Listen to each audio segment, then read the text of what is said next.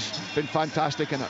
Well, it's time for the action to get underway. It's a big weekend in our calendar. It's the 4th round of the Scottish Cup, and we've got it covered right here on BBC Radio Scotland. We kick off with Celtic against Morton with Peter Grant, Owen Coyle and Alistair Lamont. Thanks very much, Kenny. Welcome to Celtic Park for the first in an afternoon jam-packed with Scottish Cup ties. Plenty of scope for shocks over the course of the day, but only the most wildly optimistic Morton fans turned up or tuned in for this one, expecting anything other than a home win for Ange Postecoglou's all-conquering Celtic side. That said, you don't have to delve too deep into the distant past to find a Morton victory in this ground. 2013 to be precise, when the current Taun manager Dougie Imrie scored an extra time penalty to knock Celtic out of the League Cup. Can he somehow inspire his players today to emulate that famous performance a decade ago? It will be Morton in all yellow to get us underway, going from right to left as we look at it from the press box in the centre of the main stand. Celtic in their traditional green and white hoops, white shorts and green and white hoop socks, going from left to right. The referee is Kevin Clancy, and he just awaits the signal from the TV officials before he gets this one underway. A big crowd inside Celtic Park, not capacity but a good turnout nonetheless for this 4th round fixture. We are underway and Morton knock it long, and it's Kobayashi keeping his place in the Celtic backline, immediately getting his head to the ball, and then Maida's taken out of play by Grimshaw. An early Celtic free kick. And Peter Grant, in terms of Morton being able to make anything of this cup tie, what do they have to do in these initial stages? What's the key to staying in the game? I think what Calvin said there a minute ago, they've got to keep organised, keep in their shape, keep it tight, force Celtic as wide as they possibly can, and then hopefully they don't give so many set plays away that Celtic obviously have got to try and play through them and they can break, and then there'll be the counter-attack. They've got good pace with Calvin Miller and Katongo, so that's what they'll be trying to do, hit off Robbie Crawford and get there to support him quickly when they've got possession. But it will be Celtic who dominate that possession, you would imagine. And here's Bernabe for his captain Callum McGregor out to the left-hand side to David Turnbull, making his first start since early November. On the score sheet off the bench in midweek, here he is in the middle of the park looking for a way through what Morton hope will be a well-organised and certainly a well-populated backline, as Moy knocks out to the right-hand side for Abada, who opened the scoring with a cracking goal on Wednesday. Moy gets to the byline, Ambrose clears from inside his 6-yard box out to the near side for a Celtic throw-in, and it's quickly taken by Abada for Johnston. Now Moy, Abada once more trying to get better of Strap. Back came Crawford to help out in the first Celtic corner, and you would imagine Owen Coyle will be looking away to our right-hand side for the most part of this first half as Celtic attack that goal. Yeah, it's a bright start. Abada's looking lively, and it allows the corner down. Again, Celtic really dangerous here at the edge of the box. Johnston gets it back to Moy, right-hand side for Celtic. McGregor now. Morton with just about everyone behind the ball as Bernabe, though, is forced to go back to his goalkeeper under pressure from Katongo. Joe Hart knocks it to Carl Starfelt. He gets it back from Callum McGregor. Down the right-hand side comes Celtic once more. Midway inside the Morton half, it's Johnston playing the 1-2 with Moy. Infield for Callum McGregor, looking to find an early breakthrough. Johnston wins the header above Calvin Miller, but it breaks the way of Katongo. He knocks it up to the halfway line. It's Kobayashi out to the left-hand side for Turnbull. Back with the Japanese centre-back, 22-year-old, turning it to Joe Hart once more, who plays it short to Starfelt, who comes up to the halfway line. 2.5 minutes on the clock. No goals at Celtic Park. Plenty of Scottish Cup action to come for you over the course of the afternoon. Loose Strap cuts out the long diagonal from Kobayashi, intended for Abada. The Celtic pick up possession once more. Dougie Imrie's already out at the edge of his technical area, I think looking to try and just bring his side up the park a little bit. They are camped very close to their own 18-yard box as Maida waits for the ball and Grimshaw slides in before it gets there, knocks it out for a throw-in on the far side.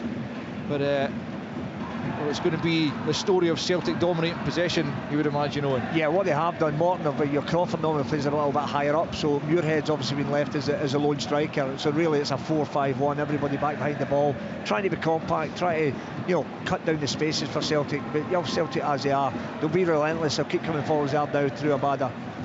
Knocks it infield to Callum McGregor, about 35 yards from goal, plays it square to Bernabe, closed down by Katongo. The pass is slack, and again Grimshaw able to nip in before Maida collects possession and out for a throw and over on the far side. It's going to be a tough shift for Morton, there's no doubt about that. Peter Grant, they're going to have everyone at the top of their game. Well, that's what you're seeing here at this moment in time, Alistair, just as bad as getting into the final third here. Yeah, up against Calvin Miller, who's backtracking towards his own penalty there. Moy makes the overlap, right hand side, gets the ball across, but again Effie Ambrose at the near post heads it clear out to this right hand side as Celtic come forward, and it's Johnston back to Abada. Callum McGregor 25 yards from goal, goes for goal, and it's a couple of yards wide of Brian Schwartz, left hand post, the keeper down to his left hand side. I think he had it covered in any case, but wide to go. Celtic 0, Morton 0. It just shows you about the amount of bodies Celtic have got in the box. They've got about 4 or 5 bodies in the box, and 2 of them are fullbacks. And it just shows you the way they're trying to play. They're bringing Moy out on one side, and the fullbacks can all the way in, which is interesting, because usually, as we spoke about, and Rory said before the game, you usually try and keep your width. Celtic narrow it up, and then the central midfield player comes out wide. So it's very, very difficult for Morton to stay man for man against a so-called midfield player. And so they get a lot of possession of the ball. And the other thing really obvious there, that's twice now, Effie Ambrose has been in fantastic positions to cut out the near post threat. If you watch Celtic, they penetrate in behind and they love sliding those balls across the face of the goal. And Effie's experience, he realised that, and he's had 2 great clearances already. Absolutely. Yeah, vastly experienced Nigerian international as Morton make a 40 upfield for the first time. It's Miller on the goal line, he's one side, a corner kick, and the couple of thousand visiting fans away to our right find their voice, and you would imagine they'll enjoy their afternoon almost regardless, and certainly if they could open the scoring it would give them a real foothold, something to cling on to. Left hand side, they'll have this penalty 5 minutes in. They do. Morton do have good physicality, so they will attack this. Ambrose and Baird and Muirhead, the obvious targets. They swung in near post, and it's headed away by Kyogo. That's the interesting thing, Alistair. I mean, the other night there, Kyogo must have had about 4 or 5 of them away the other evening there. And people talk about his play up front, but he does his defensive duties very, very well. And Morton will be disappointed, because that was a big opportunity for them. This is the things they've been working on. Now they've got another one to deal with loose strap with a long throw. Yeah, and the other thing as well, it takes him easily 30-45 seconds to take every throw because obviously he wants to make sure they capitalise, but this will land in the 6-yard box for sure. Loose strap from the left hand side, it is a monumental throw in. Morton comes out to Effie Ambrose, gets the volley in, Kobayashi makes the block, Baird trying to keep it alive at the edge of the box, Kitongo in there as well, Moy hooks it over his head, picked up by Strap, 40 yards from goal. It's a nice ball out to the right hand side. Morton trying to make something of it, blocked away though by Bernabei. Comes out to the Morton skipper Gillespie, he just plays it short to Baird, who hooks it back into the penalty area. Watching it all the way was Alistair Johnston, but encouragement for those visiting fans. Well, that's exactly been looked for, isn't it, when we spoke about the set plays, and they've got another one, and this was a big thing St Mirren done the other evening, and every time they get an effort on goal really the other night there, and Morton have obviously looked at that and have obviously got someone who would even better. Well, the loose straps throws longer than Shaughnessy's for sure. This will be right in about Joe Hart. Here he comes again, about 25 yards from the corner flag, but he's able to get such distance on him. That one to the edge of the 6-yard box. Moy again knocks it away, Abada helps it on, but Morton again keep it alive. Out to the left hand side it comes once more to Strap, slides it forward. It's an interesting ball. Crawford cuts it back, Strap gets the shot away, but Hart able to take it comfortably. The fullback just get the purchase and the power on the shot, but that was a real chance for Morton to open the scoring. Massive chance, especially Lewis Strap, because he's got a wonderful left foot, you know, and he's done great because he's picked out a good pass, he's continued his run, he's got free in the box, and really he should score. Yeah, the other thing is with the long throw, it allows them to commit numbers to the box, and then on the second phase of play they keep it alive, which Morton are very good at, and of course it results in a wonderful opportunity. Yeah, they worked it well, Strap and Crawford, but ultimately Strap could not find a way past Joe Hart, and a comfortable take in the end for the keeper. Is Morton now back in their own defensive thirds after a couple of minutes at the opposite end, but here they come once more forward. A bit of confidence coursing through the Morton veins after that attack, and here's Kitongo right hand side, just shows a little bit much to Kobayashi, and Kevin Clancy not interested as Kitongo hits the deck as the two players come together. And it was a promising looking break once more as Muirhead combined well with Kitongo down that right hand side. Celtic survive, but Duguay must be pleased by the way his players have first of all dealt with the Celtic threat in the opening 5 minutes, and then made themselves known as an attacking threat in their own right. Yeah, they have pace in the counter-attack. Jai Katongo, somebody we know very well. Jai's loaded with pace. I've got to say, fantastic defending there from Celtic in the final third. Kobayashi coming across and sensing the danger after Jai Katongo skipped by McGregor. So good covering from the Celtic defenders. But Morton are showing that they're well in the game, and that's what makes for exciting cup ties. Morton throw in right hand side, almost 9 minutes on the clock, no goals, but Morton with the clearest opportunity so far. Lewis Strap denied a couple of minutes ago by Joe Hart as Johnston gets his head to the ball under a bit of pressure from Strap. He's back with Johnston from Abada. Just inside the Celtic half, it's McGregor. Morton making sure that Celtic know they're going to be in for a game this afternoon. They expect no less, I'm sure. Celtic cough up possession, and it's Muirhead leading this attack out to the right hand side for Katongo. Morton trying to get bodies forward. Grimshaw's in support now of Katongo. Bernabei sticks to his task and knocks it out of play over on the far side, but a promising opening 10 minutes from the Championship side as Gillespie tries the big switch of play from right to left. Johnston reads it, gets there before Miller, but it's not forward by Strap. For Miller once more, left hand side up against the Canadian international. He just sticks the left toe, left foot in to knock it out of play. Morton will be delighted with a start, and here we go again with another. But the long throws are bringing pressure on the Celtic defence, and you know, sometimes, as we say, it's not the first header, it's reacting to the second phase and the third phase, and Morton are a team that do this very, very well. Strap lining up another long throw from the left hand side. You'll take them from both sides, so I've seen that plenty in our Championship coverage. Next one comes into the 6-yard box. Kobayashi is who gets his head to it, then Johnston, then Maida. He's given it to Miller, who knocks it back to Strap, left hand side, about 25 yards from the goal line. Out of play for yet another Morton throw in on this near side, and plenty for the visiting fans to be optimistic about in these opening exchanges. You'd probably love it better giving a corner away, Alistair, because the throws more accurate. We used to say that in the Premier League with Rory Delap. Absolutely. It's another flat one into the edge of the 6-yard box. This time it's Moy who gets his head to it. Strap just tries to see it behind Johnston, gets his head to it, and it will be a corner. Rather made a back for Johnston there, did Strap, but Kevin Clancy didn't see anything wrong with that. Johnston's still on the deck after taking a bit of a heavy landing going over the Morton fullback, but it will be another Morton corner. And they have made a good start, but can they capitalise? That's the key, of course. Yeah, the other thing as well is with Morton, with the set plays, with the long throws, everything takes obviously a period of time, and what that means is that Celtic are not allowed to build up the intensity to keep the game at a high tempo, and that'll shoot Morton right down to the ground. Muirhead from the left hand side, back post ball this time. It's Baird who knocks it down into the 6-yard box, and eventually Celtic scramble it clear, but it wasn't comfortable initially as Morton try and return it to the Celtic penalty. Turnbull's in the way, and he knocks it out to Moy, crossing the halfway line. Now it's Maida, left hand side. Straps over on the Morton right, trying to defend this. Maida trying to get the cross away, but it's straight behind for a goal kick. And Celtic haven't started this game quite as comfortably as they often do. Well, great credit to Morton for that, because as Owen said, they're slowing everything down when it goes for the throw-in. Celtic a couple of times have tried to get away in the counter, but you see Morton working so hard to get back there to try and get the block in. Made their breaks and doesn't get the cross in, but Celtic get bodies in the box. But Morton have settled quicker, and it's unusual for the Celtic part. They've settled quicker because they're doing what they're good at, and they're comfortable at what they're doing at, and they're upsetting Celtic by just getting in their face a little bit. Katongo's carried the ball up the pitch and got them yardage, and that's the things that Dougie will be looking for. Currently sitting 5th in the Championship, 3 points behind Partick Thistle with a game in hand.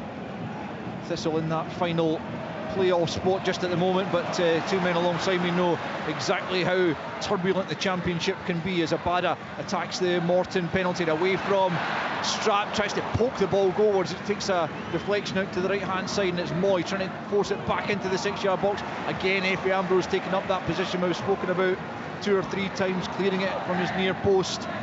Clearly, as Owen was saying, they've identified that that's where the ball often arrives, from the flanks in that near post position, and Efe Ambrose has been well positioned on 3 occasions already in the opening 13 minutes. No goals at Celtic Park between Celtic and Morton. It's Celtic attacking. Turnbull gets it back to McGregor midway inside the Morton half, and then plays it out to the right for Starfelt. Johnston takes over. Infield it goes to Turnbull once more. Ange Postecoglou dismissing reports that he might be sent out on loan. As Starfelt just nudges it to McGregor, gets it back once more. There's the Swedish centre-back, and then plays it back to the deepest outfield Celtic player, who's Kobayashi. Returns it to Starfelt. Right-hand side now is Abada, looking to get away from Miller. Forward for Johnston at the goal line now. Closed down by Muirhead. Just a little shove in the back, but not enough for the free kick to be awarded, and it's Johnston just knocking it out of play. It'll be a Morton throw-in down near their own corner flag. Lewis Strapp in no particular hurry to go across and take this one deep in his own territory. 14 on the clock, Celtic 0, Morton 0. That's that concentration level that Morton have got to continue with. That's what they've got to do. It's the biggest thing. One will probably tell you that when you're playing in these games, if you concentrate, that one slip of concentration, Celtic will punish them. And that's what they've done at this moment in time. Because they're still in the game and they've started really well, everybody's working hard and coming into the areas where they've worked on all week during probably training. So now the manager will be thinking to himself, well, don't go to sleep now, because these are the moments when you think you're doing okay and then all of a sudden you concede. Well, as you might have heard in the background, there's a VAR check going on. It's one of, I think, only 3 Scottish Cup ties where we're using VAR today, and there's a possible penalty for handball being checked. I must admit, I didn't see anything that even resembled a handball, but I can only assume it's in this Morton penalty area. Well, that's what I'm trying to think. I mean, obviously the ball came in, there was a few things ricocheting about, but I didn't see anything that would have led to that. But obviously they've seen something when they're checking it. The only thing we saw was the push in the corner here before the ball went out for the throw, and was it a free kick? Yeah, but and that's right in the corner they're flag. certainly not checking that. The VAR today is Craig Napier. Kevin Clancy, the on-field referee, who's being spoken to. It's Jack Baird, who's at closest quarters to Kevin Clancy. Alistair, I don't think it's been a handball. I think he's talking about a kicking, as if he's drew the boot. Yeah, I did see Baird and Kyogo. Yeah, it's saying a possible handball, but Baird and Kyogo had a little altercation a couple of minutes ago. Kyogo was trying to free up space, and Baird kind of threw him to the ground. I think that's maybe they're looking at own, because I'm not seeing handball up there, but you can see they're obviously apologising to each other, Baird and Kyogo, and I'm thinking maybe that's what's happened. Well, the check is still going on, as it so often does. It's taking a bit of time to... But that normally suggests there's something to look at when it takes a time like that. You know, I was at the game the other night, Celtic and St Mirren, there was 3 or 4 VARs, and the ones that were quite clear were dealt with quickly, and the ones that were very close, marginal, it takes a bit of time. Kevin Clancy's going to come across to look at the screen. Usually that means a penalty. 9 times out of 10. Dougie Emery and Andy Millen down in that Morton dugout are looking rather dismayed, because they know that, as Peter says so often, if the referee comes across to the screen, then it often means that the award will be made subsequent to that. Kevin Clancy down in the tunnel area at Celtic Park, looking at the screens, being offered the various angles. It's not an incident that we've been able to get a look at all, I'm afraid, but certainly the big screens here suggesting it's for a handball, but the chaps thinking it might be for something of a coming together between Baird and Kyogo, and certainly the two were seemingly making up almost after the fact. Here comes Kevin Clancy. What is the decision going to be? The TV screen sign is made. It is a penalty kick for Celtic. Well, we'll hopefully get that cleared up as to exactly what the incident was, as Morton's good work in the early exchanges could be undone. Grant Gillespie queries the decision with Kevin Clancy, but Celtic, one way or the other, do have a penalty kick, and it's going to be Aaron Moy who has been handed the responsibility. Kyogo went and retrieved the ball and handed it to the Australian international, and as good as Morton have been in these opening minutes, they might well fall behind now unless Brian Schwab can keep out Aaron Moy from the penalty spot. Moy scores though. The opening goal goes Celtic's way from 12 yards. It's Aaron Moy's 3rd goal in a Celtic shirt, and Morton's good early work in the Scottish Cup tie is undone by that spot kick. It's Celtic 1, Morton 0. Yeah, certainly a very well taken penalty, very assured, right in the corner, and as I say, a fantastic finish, great composure, sends the goalkeeper the wrong way, and seems very harsh in Morton, but it's obviously given, so there's certainly something that took place. They still can't get to the bottom to it. It's a difficult one for Morton, as Owen's saying there, because they've started the game very, very well, and everything they're prepared for, they've tried to take into their play, and they've done that. So Celtic now hopefully can settle down now, and you'll see the performance that they're more than capable of. Yeah, I'm intrigued to see that back, because it, in live certainly didn't look anything handballish, but there certainly was an altercation between Jack Bear and Kyogo. I noticed that, but if it's been that handball, then of course they've picked up on it very quickly. Yeah, we're hearing it is a handball that has been given for. Well, perhaps I would imagine Rory will be watching pictures of that, and Kenny in the studio, so we'll get their take on it at half time. But we don't have the monitors here to see replays, so we're as blind as the rest of the fans to what's going on. But the bottom line is Celtic have the opening goal as they come forward once more. Maida down the left hand side, but too much in the pass from Bernabei, and it will be a goal kick. Rory has seen it, and we can get a word from Rory now, actually. Yes, Al, I have seen it a few times from a couple of different angles, and for me that is never a penalty kick. It deflects off his centre back partner, I think it's Baird. The ball travels a short distance, it travels quickly. Absolutely no way that should be a penalty kick, in my opinion. Yeah, we're just actually seeing a glimpse of it. One of our colleagues, Iona Ballantyne, has got the iPlayer up and running, and it's off Ambrose's foot onto Baird's arm. Yeah, it looks, I mean, from what I've seen there briefly, it looks very harsh because of the close proximity of the players. They're literally next to each other with no chance of actually getting yourself out of the way anyway, and so it looks very unfortunate on Morton's part. Well, the usual thing is you'll usually see Celtic players claiming, not one of them, and that's usually the giveaway. That's usually the giveaway. Yeah, and I never seen you claiming either, Peter, so I thought... good job, I never seen her. I would have been claiming. 1-0 Celtic then, 20 minutes in, and Morton, their manager Dougie Emery, as soon as the goal went in, he was urging them forward. Here's Kyogo with a chance to make it 2, and he has done. Abada just slipped him in, and quick as you like, Morton are 2 goals down. Is Kyogo once again on the score sheet, a 19th goal of the season. He is unstoppable right now. It's 8 goals in 8 for the little Japanese striker. And Celtic, with under a quarter of the game gone, perhaps have put this cup tie beyond Morton already. Celtic 2, Morton 0. Yeah, football can be a cruel game. Morton, they've been terrific, Morton, but of course, and Effie's been outstanding, and it's just that little lapse of concentration. He tried to obviously bring the ball out.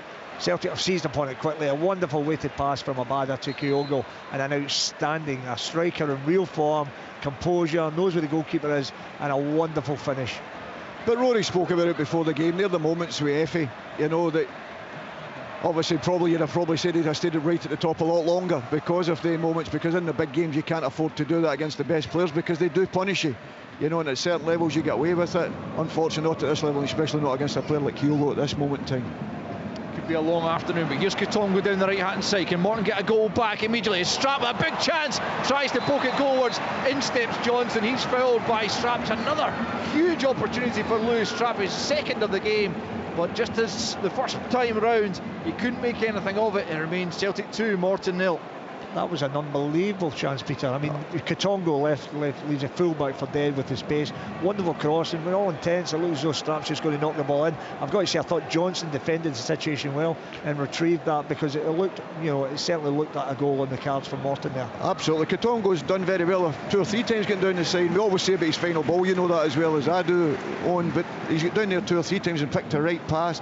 And yet again, Lewis Strap, I thought probably even, I know it's came a bit of pace, but I've seen Lewis finish him first time. Yeah, first time, that's what I thought, yeah. But as you say, Johnson, great defender. Yeah, really good challenge by the Canadian fullback, and he picked up a sore one in the process, but he's back up on his feet, and it will be a Celtic free kick. Oh well, VAR checking a possible penalty here for the challenge by Johnston. No, quickly, that check is over, and Dougie Emery with a wry smile just shakes the head, and Morton's luck is out. Well, it definitely wasn't a penalty, Alice. No, I didn't look at it. Certainly didn't look at first glance, but it was checked. Here's Abada trying to make inroads into the Morton penalty area. Strap defends well, and then he's just caught by Moy at the edge of his own penalty area. It will be a Morton free kick, but it could be tough going now for Morton, having conceded those 2 quick-fire goals. But Kyogo, I mean, what more can you say about him? As I say, it's 8 and 8, 11 in his last 12 games. He's simply scintillating just at the moment. The thing with Kyogo, a lot of people talk about his finishing, Alistair. You watch him, he's moving, it's like old football strikers play that Owen will tell you about more than I will. He comes short to go long, he makes people, he moves, does the opposite movement first. And you don't see it very often nowadays because people are up there on their own, but he does it fantastically well and gives you a problem. He chases you down, he chases lost causes, he gets things out of nothing, apart from his goals. I would think if you're a centre-back, you don't want to play against that type of player. He never stops. Yeah. You know, he's always in the move. You never know where he is. And obviously because I've got to say, he's got unbelievable fitness levels. He's got pace. He is a terrific finisher. But he's one of those players also, I think he can play in the team and contribute without scoring because of how hard he works for the team. Yeah, I must say, I'm still flabbergasted he didn't make that Japanese World Cup squad. But the funny thing about that, Alistair, was when you watch them, you can see why he didn't. Because they played their centre forward near enough on the back end of the midfield and not as a centre forward.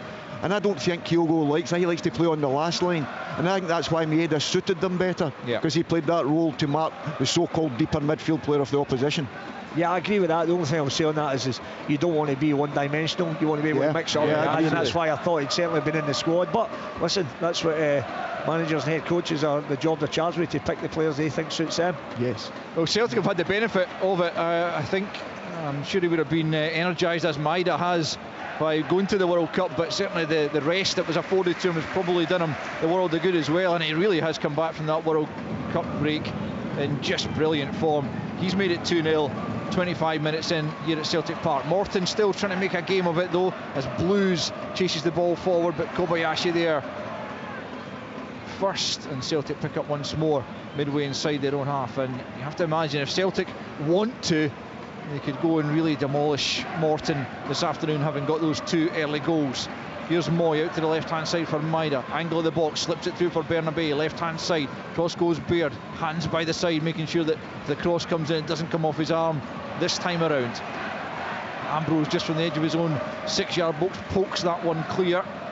McGregor picks up midway inside the Morton half. Now it's Moy who got that penalty a few moments ago. Now Turnbull just outside the Morton box, out to the right hand side for Abada. Abada running it strap onto the left foot, tries to curl one, but Schwalk takes that one pretty comfortably. You can see what he was trying to do, find that far top corner, but Schwalk read it all the way, and the shot wasn't powerful or accurate enough to really trouble him. 26 minutes on the clock, Celtic 2, Morton 0.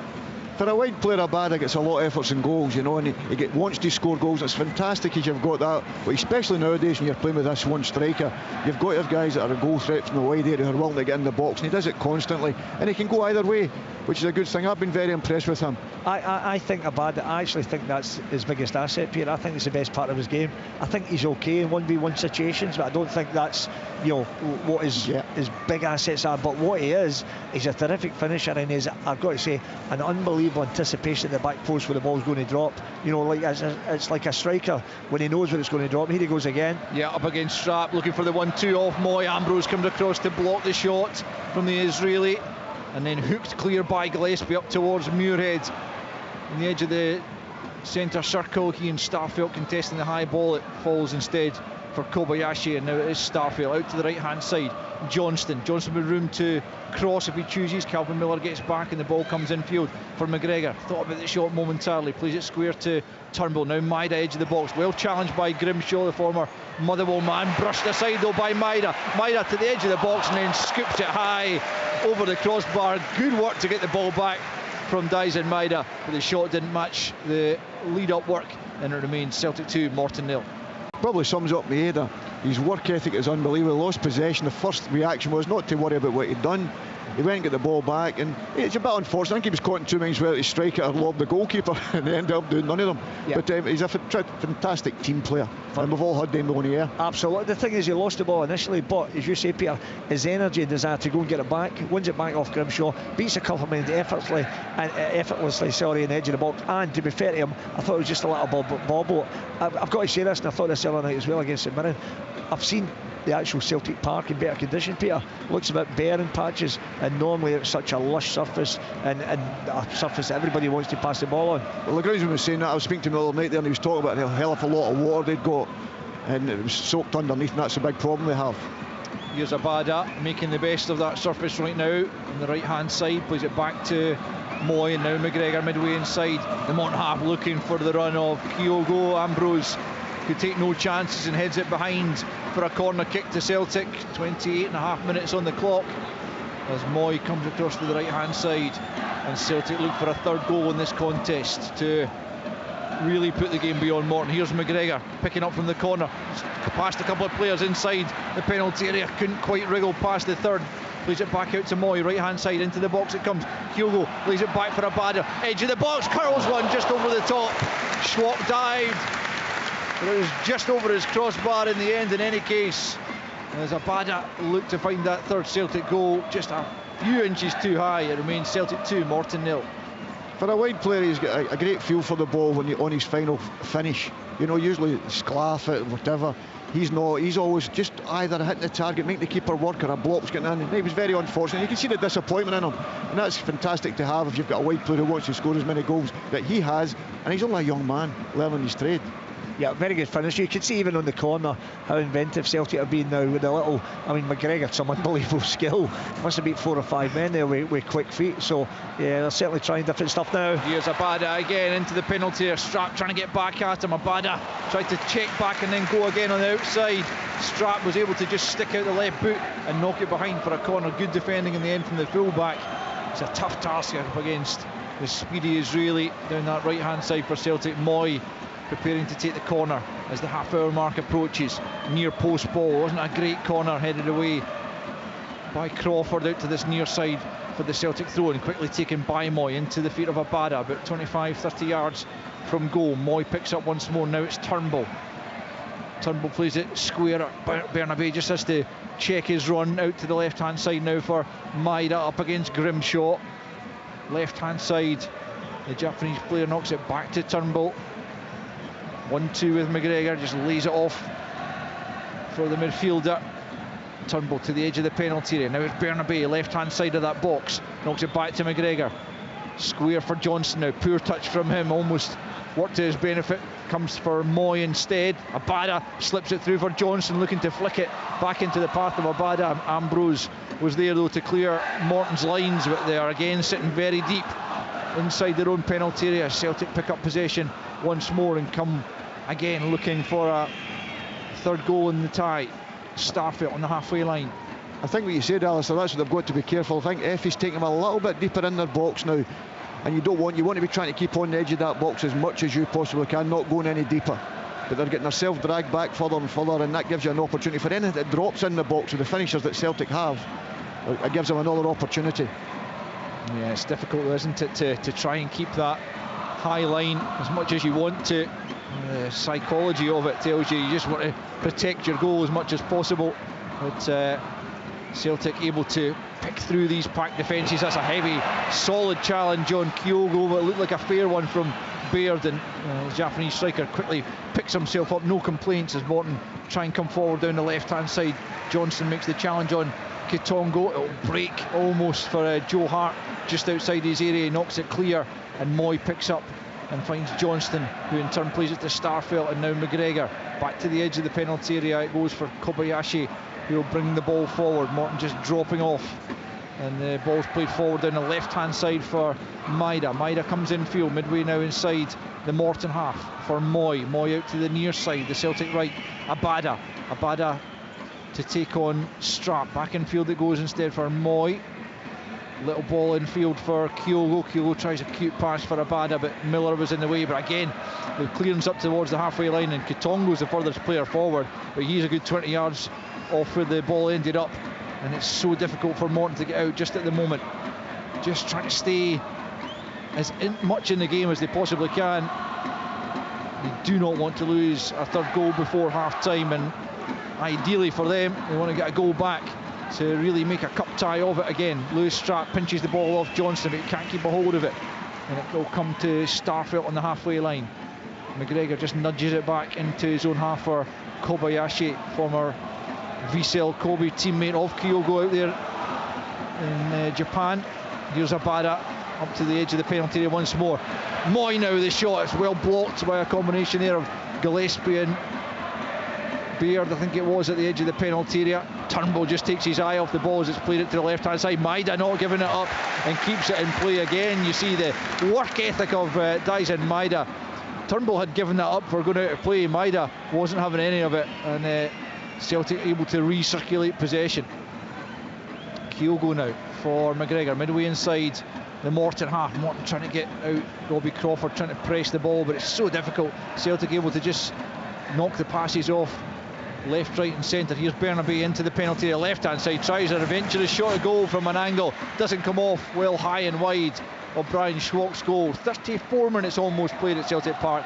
It's Celtic 2, Morton 0.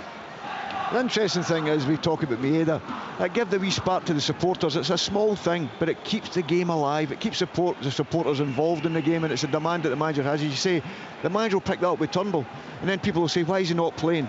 And it's not his talent, it's probably wee things like that the manager will be looking at and think, well, you've got to react all the time. And people say, how does guys get left out or not get left out? They're the small differences. Yeah, absolutely. Listen, there's no doubt, and when you're looking at the game now, obviously the penalty's been a huge turning point, because obviously Morton have seemed a bit deflated since then, and it's actually been waves of attack. Celtic get the second goal, and they look, well beyond in respect of Morton trying to come back into the game. So, and even now when Morton are getting the ball, they're that deep in their own half, their own 80-yard box, they can't get up the pitch because everybody's about 25-30 yards from their own goal. Yes. Celtic dominating possession, as they do against some of the best sides in the country, far less a team in mid-table in the Championship. So Morton knew what they were facing, and undone really by that penalty decision. Handball given against Jack Baird, and having worked hard for that opening quarter of an hour, losing the penalty and then quickly losing a second goal. And Dougie Imrie and Andy Millen just at the edge of their technical area, looking to try and engineer a way back into the game, but it's so difficult when Celtic get their noses in front early on. It's a different story if you can keep them out, but that did not transpire this afternoon. And here's Callum McGregor out to Abada. Abada plays a short ball and gets it back from Moy. Now McGregor once more midway inside the Morton half. Morton with 9 bodies behind the ball. Moy out to the right hand side. Johnston goes back the way to Starfelt.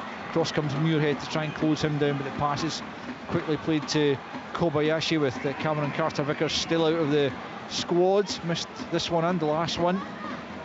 Just felt a bit of soreness after the League Cup semi-final, according to his manager. Here's Bernabe inside the penalty area, left hand side, trying to take on Baird on the outside. Just a heavy touch from the Argentine fullback, runs it out of play. Morton goal kick, 36 played, and it's still 2-0 to the Premiership leaders, looking to try and add the Scottish Cup to their repertoire. Knocked out in the semi-final, of course, last season against Rangers, and their only defeat since then domestically came in that 2-0 defeat at St Mirren. It's quite a remarkable run they've put together in domestic football, almost unbeatable, you'd have to say, right now, Ange Postecoglou's side, regardless of the personnel out there.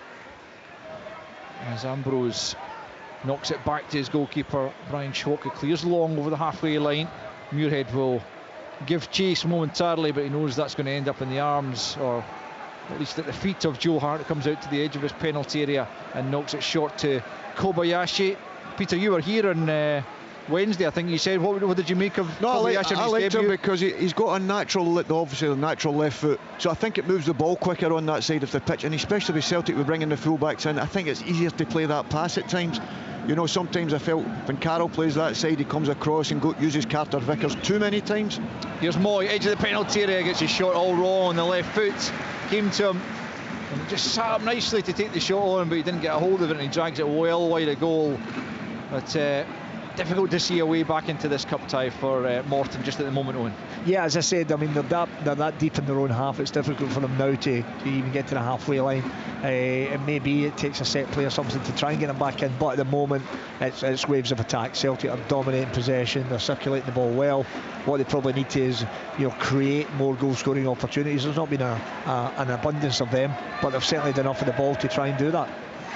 Actually, just get back to your earlier point about Celtic's form and how remarkable it's been, everything else. I'm just wondering what Ange Postecoglou's got to do to win a Manager of the Month then. I think he's had lose a couple. Well, certainly not lately. The last 2 or 3, I think they've went elsewhere. I know that Michael Beale won in his first month, but I think it was the David Martindale the month before. Oh, was it? Right. So I'm just wondering, given the form of Celtic been in, I'm just wondering how it works. I think to an extent, I guess, that it's almost, if Celtic win all 4 games, let's say, in a month, it's not even surprising anymore, is it? So yes, it's still a good achievement. Still got to do his job. I can assure you, no matter who you play, it's tough to win games, game after game, regardless of what you've got at your disposal. No, I think most people would acknowledge that Ange Postecoglou has been a standout manager in the game in Scotland since his arrival. I think he's changed the system a little bit here, Dougie. He's moved Crawford one forward again because, as you say, the ball was going forward and coming straight back. So I think he's sat him in front now of Blues and Gillespie, just to get a little bit support closer to Robbie Muirhead. Gillespie running into trouble in the middle of the park. Strap digging him out of a hole momentarily, but here's McGregor, 30 yards from goal, always rising with a shot from the Celtic captain, who scored that huge goal up at Pittodrie on his comeback a few weeks ago, but never threatening Brian Schwalk's goal on that occasion, always heading over the crossbar, and it remains after almost 40 minutes now at Celtic Park.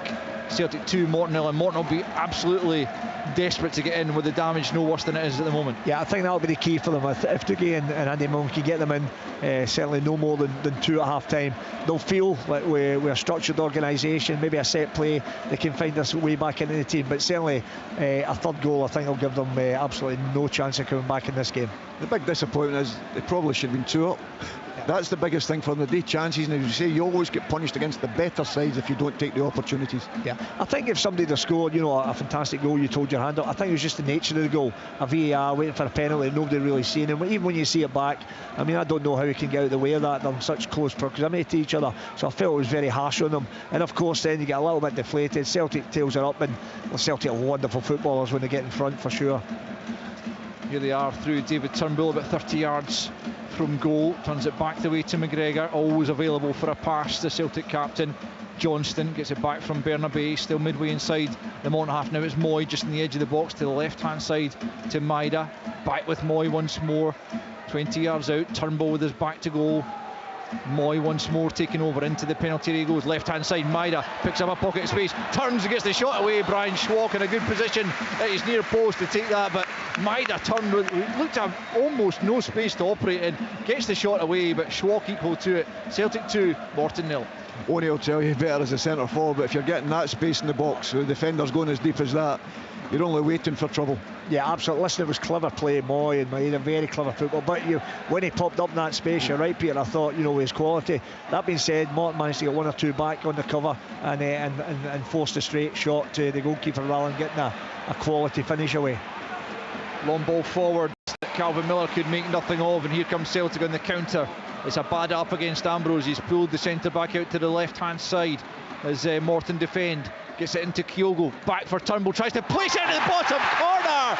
Goal for Celtic, as cool as you like from David Turnbull. There was barely any pace on that shot from 25 yards, but such was the precision off the side foot from David Turnbull, that he beat Brian Schwalk down to his left hand side. A cool finish from Turnbull. It's Celtic 3, Morton 0. A fantastic finish, and it's a great thing to have, and the boy's got that in his locker. He scores goals from a midfield position, and he does it week in, week out when he gets the opportunity, and that's why I'm saying it must be the other small details that he lets himself down at the managers doesn't pick him so often, because of the amount of goals he scores for that area of the pitch.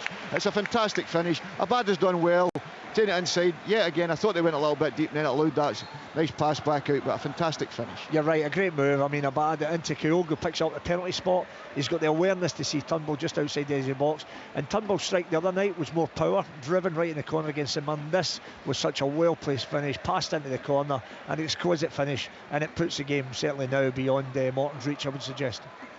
2 goals in 2 games for David Turnbull, a 4th for the season.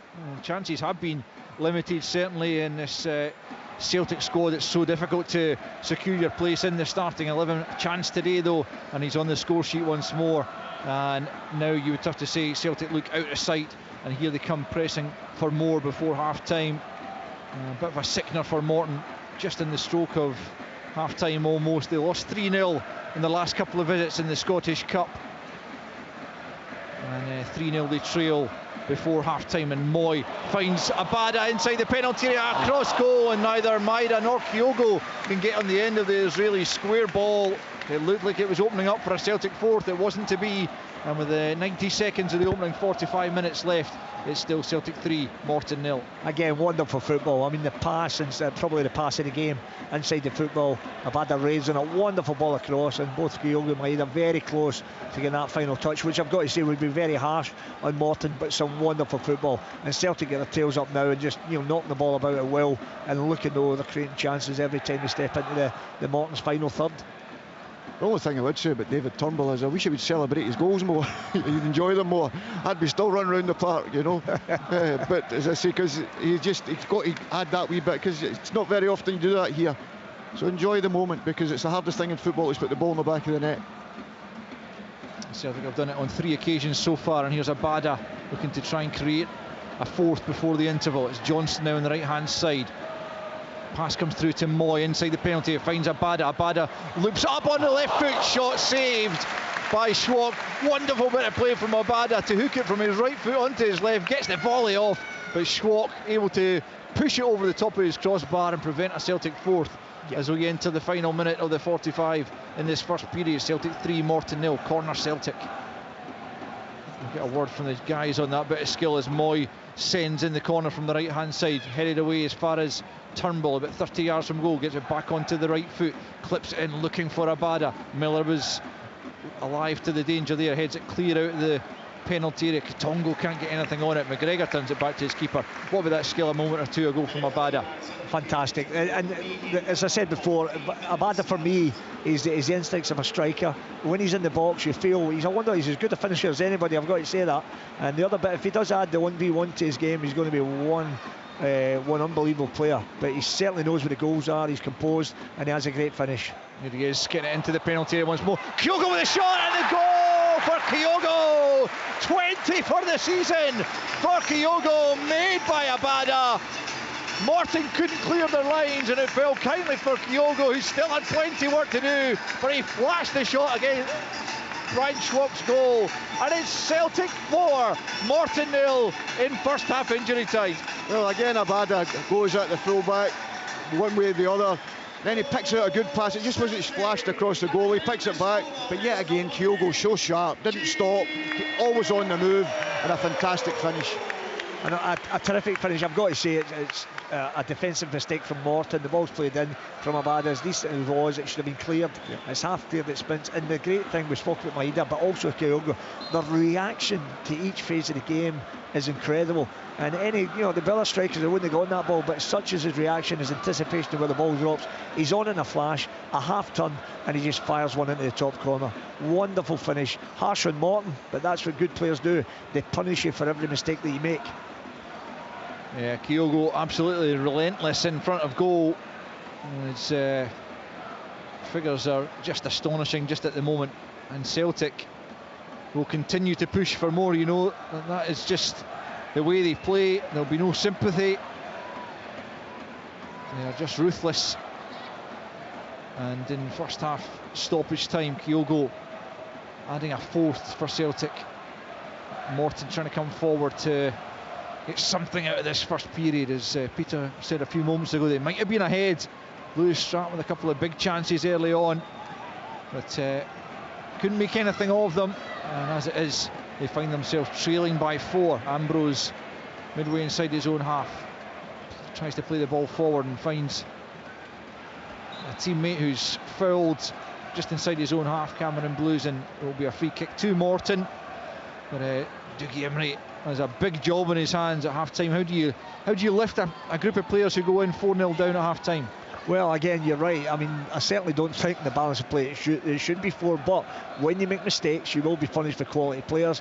And again, Dougie knows these boys. He'll make sure he gets them focused again, because what you don't want to be conceding goal after goal. You want to make sure that if it's 4, it stays at that.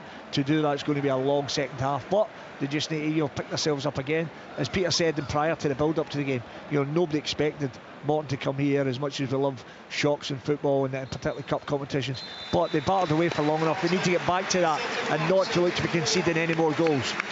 Half-time whistle sounds and Celtic take a handsome lead in at the interval. It might have been very different, who knows, if Lewis Strapp had been able to make anything of the opportunity that came his way inside 8 minutes. He did get a shot off, but didn't have the power to really test Joe Hart, and the goalkeeper was able to save pretty comfortably. 10 minutes later, Celtic had the opener after a bit of a delay as VAR checked a handball incident inside the box, and ultimately it was given against Jack Baird for a handball. Up stepped Aaron Moy from the spot, and he slotted it past Brian Schwalk in the Morton goal to give Celtic the advantage. That was 18 minutes in. 3 minutes later, they doubled their advantage. Abada found Kyogo, and he tucked it past the goalkeeper to make it 2-0. Strapp had another chance to reduce the deficit midway inside that first period, but a good challenge by Alistair Johnston prevented the fullback getting his shot away, and that was it. And Celtic promptly went up the other end. Might have had a shot saved by Schwalk, but that was only delaying the inevitable. 3 minutes before the interval, David Turnbull with a side foot from 25 yards past Schwalk made it 3-0, and then in injury time, Abada found Kyogo inside the box to make it 4-0. A double for the Japanese striker, a 20th of the season all told. At half-time here, it's Celtic 4, Morton 0. The Scottish Cup. This is the chance they've been waiting for. Cross-court comes, must be it! Live on Sports Sound from BBC Radio Scotland.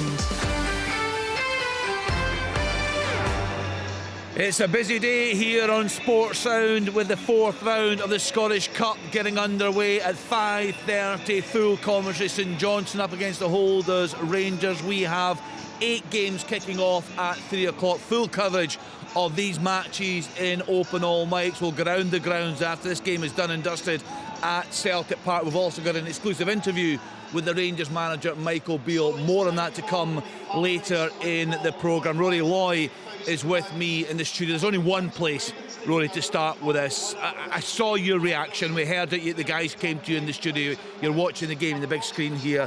That Celtic penalty award. Yes, indeed. Obviously, VAR's a hot topic at the moment and will continue to be whilst decisions like that are being made. Let's not take anything away from Celtic. Morton had a bright start. Celtic thoroughly deserved their lead. They've scored 4 goals and been by far the better side. However, the goal that puts Morton behind, I mean, the ball is toe-poked on the edge of the box. It hits Ambrose in the foot and deflects up and hits Baird on the arm. Now, as far as I understand and what we've been told, you take into consideration the distance the ball travels, how quickly it travels, and the body position of the person that hits on the arm. It travels a short distance, it happens quickly, and Ambrose's body position is perfectly justified for the actions which took place immediately prior to it. Now, normally what you can do is, even if you don't agree, you can kind of see maybe where the referee's coming from. I've seen that several times now, and I cannot even think of the smallest of reasonings as to why that penalty was given. No, it was interesting, Rory. We watched Kevin Clancy, the referee, get called to the screen. There was a hand to the air, there's a check. It went on a while, as Al said there in the commentary. No one in the stadium really knew what was going on. We weren't sure what was going on. We watched it on the big screen here. He goes over. He was quite quick at the screen, and we actually discussed, I just wonder, is he going to be the first to actually come away from that screen and stick with his decision? Well, do you know what I found interesting? So you're saying he went to the screen and he made it quite quick. Yeah. However, before he went to the screen, the discussion went on for quite some time. Now, what we are being told is that he's simply advised, go and look at that. We would like not been influenced at all. No influence. We would like you to watch it again. So why does it take him? I don't know what to guess on the. Why does it take him 1, 2, 2.5 minutes in conversation with the VAR refs who've seen it, and take him 30 seconds at the screen? It's a really good point, Peter Grant. I think along with Al and Owen there in the commentary, you guys, like us in the studio, were mystified as to what exactly was going on. Have you actually had a chance to see? I know Al said someone had a screen there. Maybe, did you look at it, Peter? Yes, we did, Kenny. And as I say, it's very difficult for Morton to. I mean, if you're Morton, you're fuming. Obviously, I've said about VAR. I said to you at the start of the season about it, the problems it caused down in England. I've seen no different up here. I don't think that it's made the game any better. You know, people will say maybe different, but I don't think it's made the game any better. You can't celebrate goals, nothing.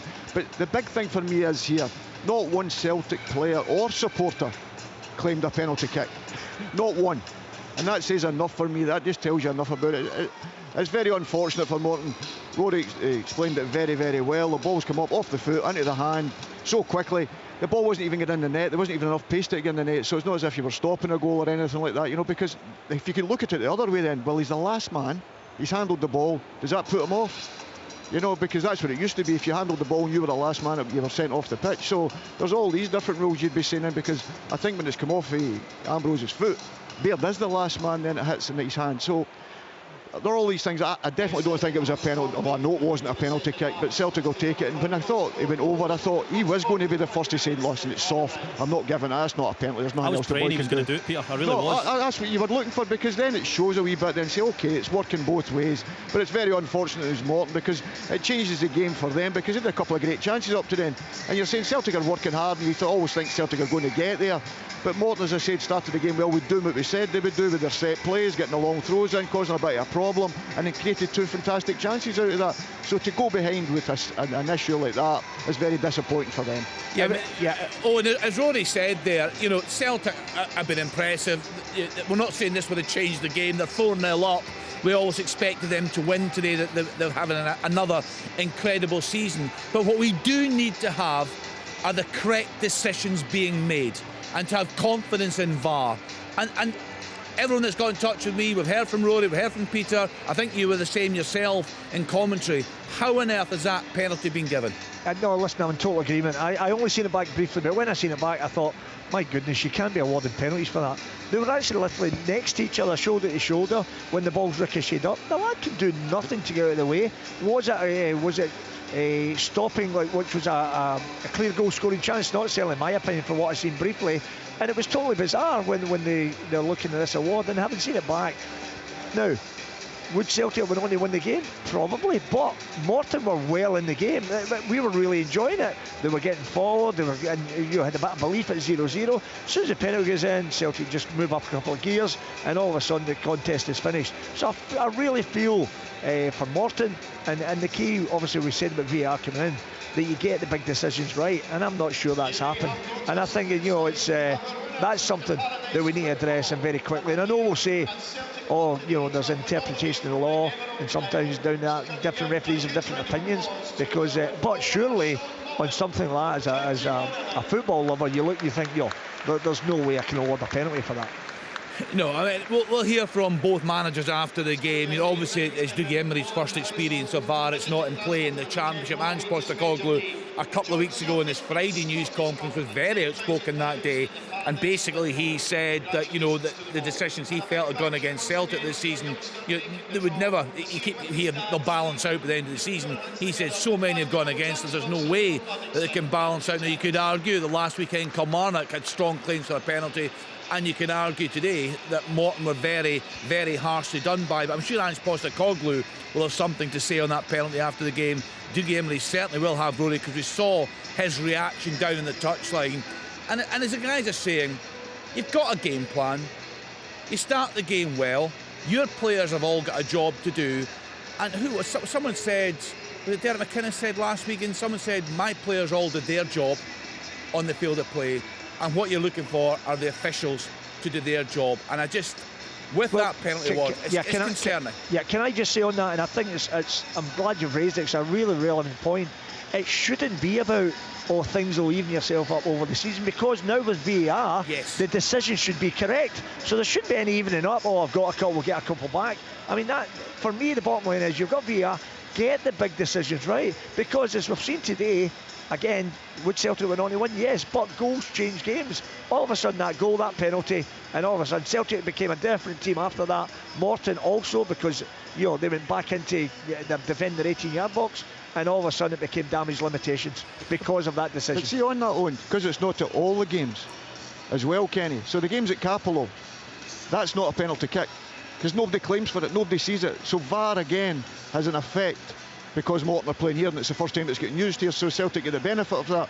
If it's at a game it's not getting used, that's right, but where it is, you could get into the next, you could get into the next round on, if you know what I mean. Correct. So small details. But the thing is, Peter, where it is in use, it's got to be used correctly. Absolutely. It's got to be the right decisions when it's used. I mean, it's an interesting point, Owen, because actually, obviously, the clubs who have, like Kilmarnock, for example, St Mirren, Dundee United. So these clubs today had the option of paying for VAR to be in play in their games, and they've not taken that option up. Now, obviously, it's costly, so there is that side of it. I wonder how much of that is down to their lack of confidence in VAR. And I know you won't talk, Owen, about whether you get up next season or not, but whatever happens, if you were a manager in the top flight right now, given what you've seen this season, and my goodness, we've had plenty of debates in this programme, would you have huge concerns about VAR? Yeah, well, my concern is that they have to get the decisions right. I think I was all for VAR because ultimately, from a manager's point of view, I don't mind when somebody's better than me and you beat fair and square. What I don't want to be is losing a game on a bad decision. So if you get the decisions right, we can all sleep well at night, because if somebody's better than you on that given day, then no problem with that. But I don't want to know that I've been better on somebody, but I've lost a game because of poor decision making. So that's why, my point about VAR, I was all for that, because I thought, right, get the big decision. As a matter of fact, forgive me for getting a tangent, if VAR had been in... We've all been there the last couple of weeks, Owen. Yeah, we would never have lost a place in the Premier League in the last day of the season when we drew 2-2 at Stoke, the day Aguero scored the winner for Manchester City. Yeah. Had we won at Stoke, Bolton stayed in the Premier League, and Chris Foy, who was the referee, made 2 horrendous decisions that allowed both Stoke's goals, and the game finished 2-2. So I'm all for VAR, but they must get the decisions correct. Yeah, I totally agree with that. And my point a couple of weeks ago to Kenny Clark was, look, there's always going to be decisions, even with VAR, where you look at them and, Owen might think one thing, I might think another, and there's a reasonable argument for both sides. Of these, yeah. Yes, so that's fine. And if the referee feels that is a penalty or a free kick on that particular occasion, then that's, or a red card, sorry, then that's absolutely fine. It's these ones here. And I used the term something like it's a unanimous opinion that it's never a penalty. However, the response was still, it's subjective. And that's, Michael had picked up on that being a lazy argument, and it's instances like that when it becomes lazy, because like I said, if you're going to put forward an argument where, with a close one, where there's two sides to the argument, that's fine. That could be subjective. There's no way in the world. Right, let me go with this. Subjective. Right, let me go with this, because during the game there, I put a message out to a referee. That's never a penalty. Deflected from teammate, short distance, unexpected ball, awful decision. That's my referee. Well, I mean, he's pretty much said everything that we've just said, and the reason that I said that was because a referee told us that was the rules. Yeah. So, But see on that then, bear in mind, by the way, we're saying 2 referees have got it wrong. The one that's told them to go and look at it, and the one that's made the decision. And that's what troubles me. That's a worry. That's a worry for me as well. The length of time Kevin Clancy had his hand to his ear far outweighed the time he was at the screen. Absolutely, and that's what I'm saying. But if you've played football, you know that's not a penalty. And I'm not being disrespectful. That's just a fact. Because if you're playing it, it's never a penalty. The ball's come up and deflected off him. It's never a penalty. But the VAR's not meant to influence Kevin Clancy. No, exactly. No, I agree, Rory. I agree. There was a long conversation there. Sorry, it was called over. Something's been said. I mean, he's obviously listening to something. He goes over to the screen, has a look at it, and gives a penalty. I mean, I don't know the exact times. No, but I put myself in the position of a referee right now. I wouldn't want to be there, because there's a lot of criticism. The handball law right now is difficult. It's not very straightforward. They're getting criticised for... A few weeks ago, we were criticising referees, let's be fair, for saying they were given far too many penalties this season. The penalty award that wasn't given Friday night, Hearts against St Mirren, there was criticism in this programme that they didn't give a penalty. We've criticised them for taking too long over decisions. It's a nightmare job right now. Too long is a teething issue. That can be used as a reason, because it's new, it's implemented into this country. I know it's been in other countries. That is a teething issue, because obviously they're still getting used to it all. Watching the screen 2-3 times and still getting it wrong, that's not a teething issue, that's incompetence. In terms this game, Celtic obviously home with this one now at Owen, 4-0 up. You know, I again just want. Rory was saying to me off air there just Can't how. speak, Kenny, he's eating a pie. He's eating a pie. Kenny, batter on, I'm always ready, you know that. Well, between you guys, you're ready. Look, Rory was just saying to me when we watched that game, he said, Kyogo Furuhashi, he said, this guy could play top 4 English Premier League. This is a real talent. What do you guys make of him? I think he's an outstanding player. Top 4 English Premier League, I'm not so sure. But the other thing with that is you never know until you've tried. He certainly looks as though he has scope to get better. He's quick, his movement, as I say, is incredible. You look at probably the number 9s that play in those top teams, and if you're talking about your Haalands and all that, I mean, these boys are obviously at a... He's intelligent, so, and see playing with the players at that level. No, I think playing with, as always, playing with good players.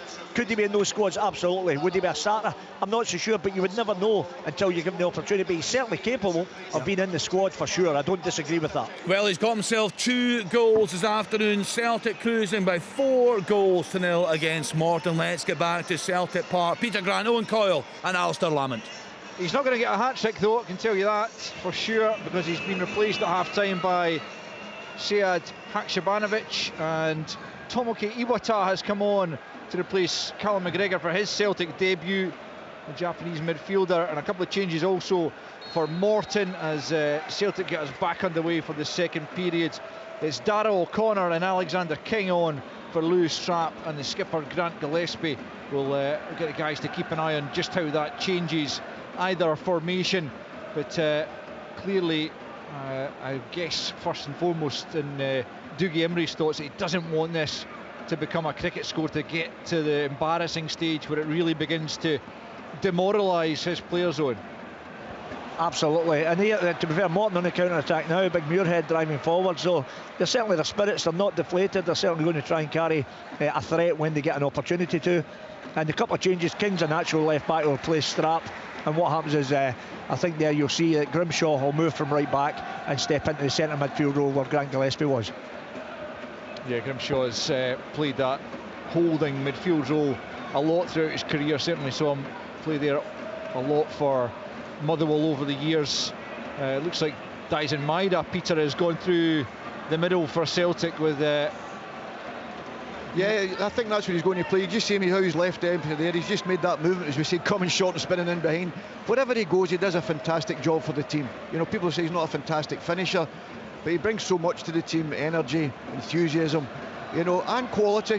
You know, let's not be kidded there, you know. But I think Celtic, the players that they have, they'll not drop the standard. Haksabanovic I've been very impressed with, and he's on the ball at this moment in time. Yeah, driving forward, he's hits the deck, but Bernabei takes over, and now it's Moy out to the right hand side for Abada. Here's Johnston taking over right hand side of the penalty area, clips it into the box. It'll come to Moy again, and it's straight at the goalkeeper.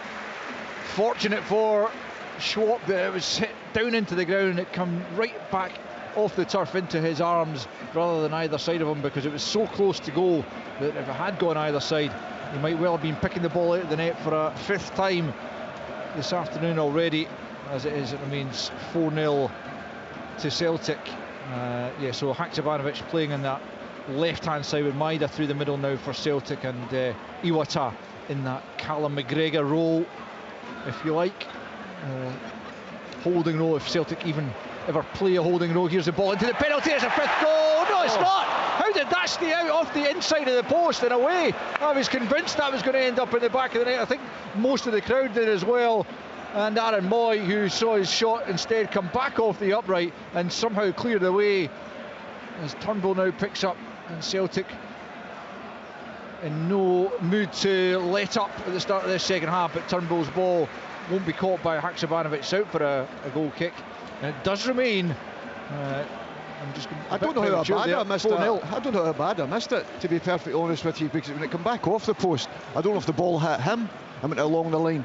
But we just get the defender was in front of us.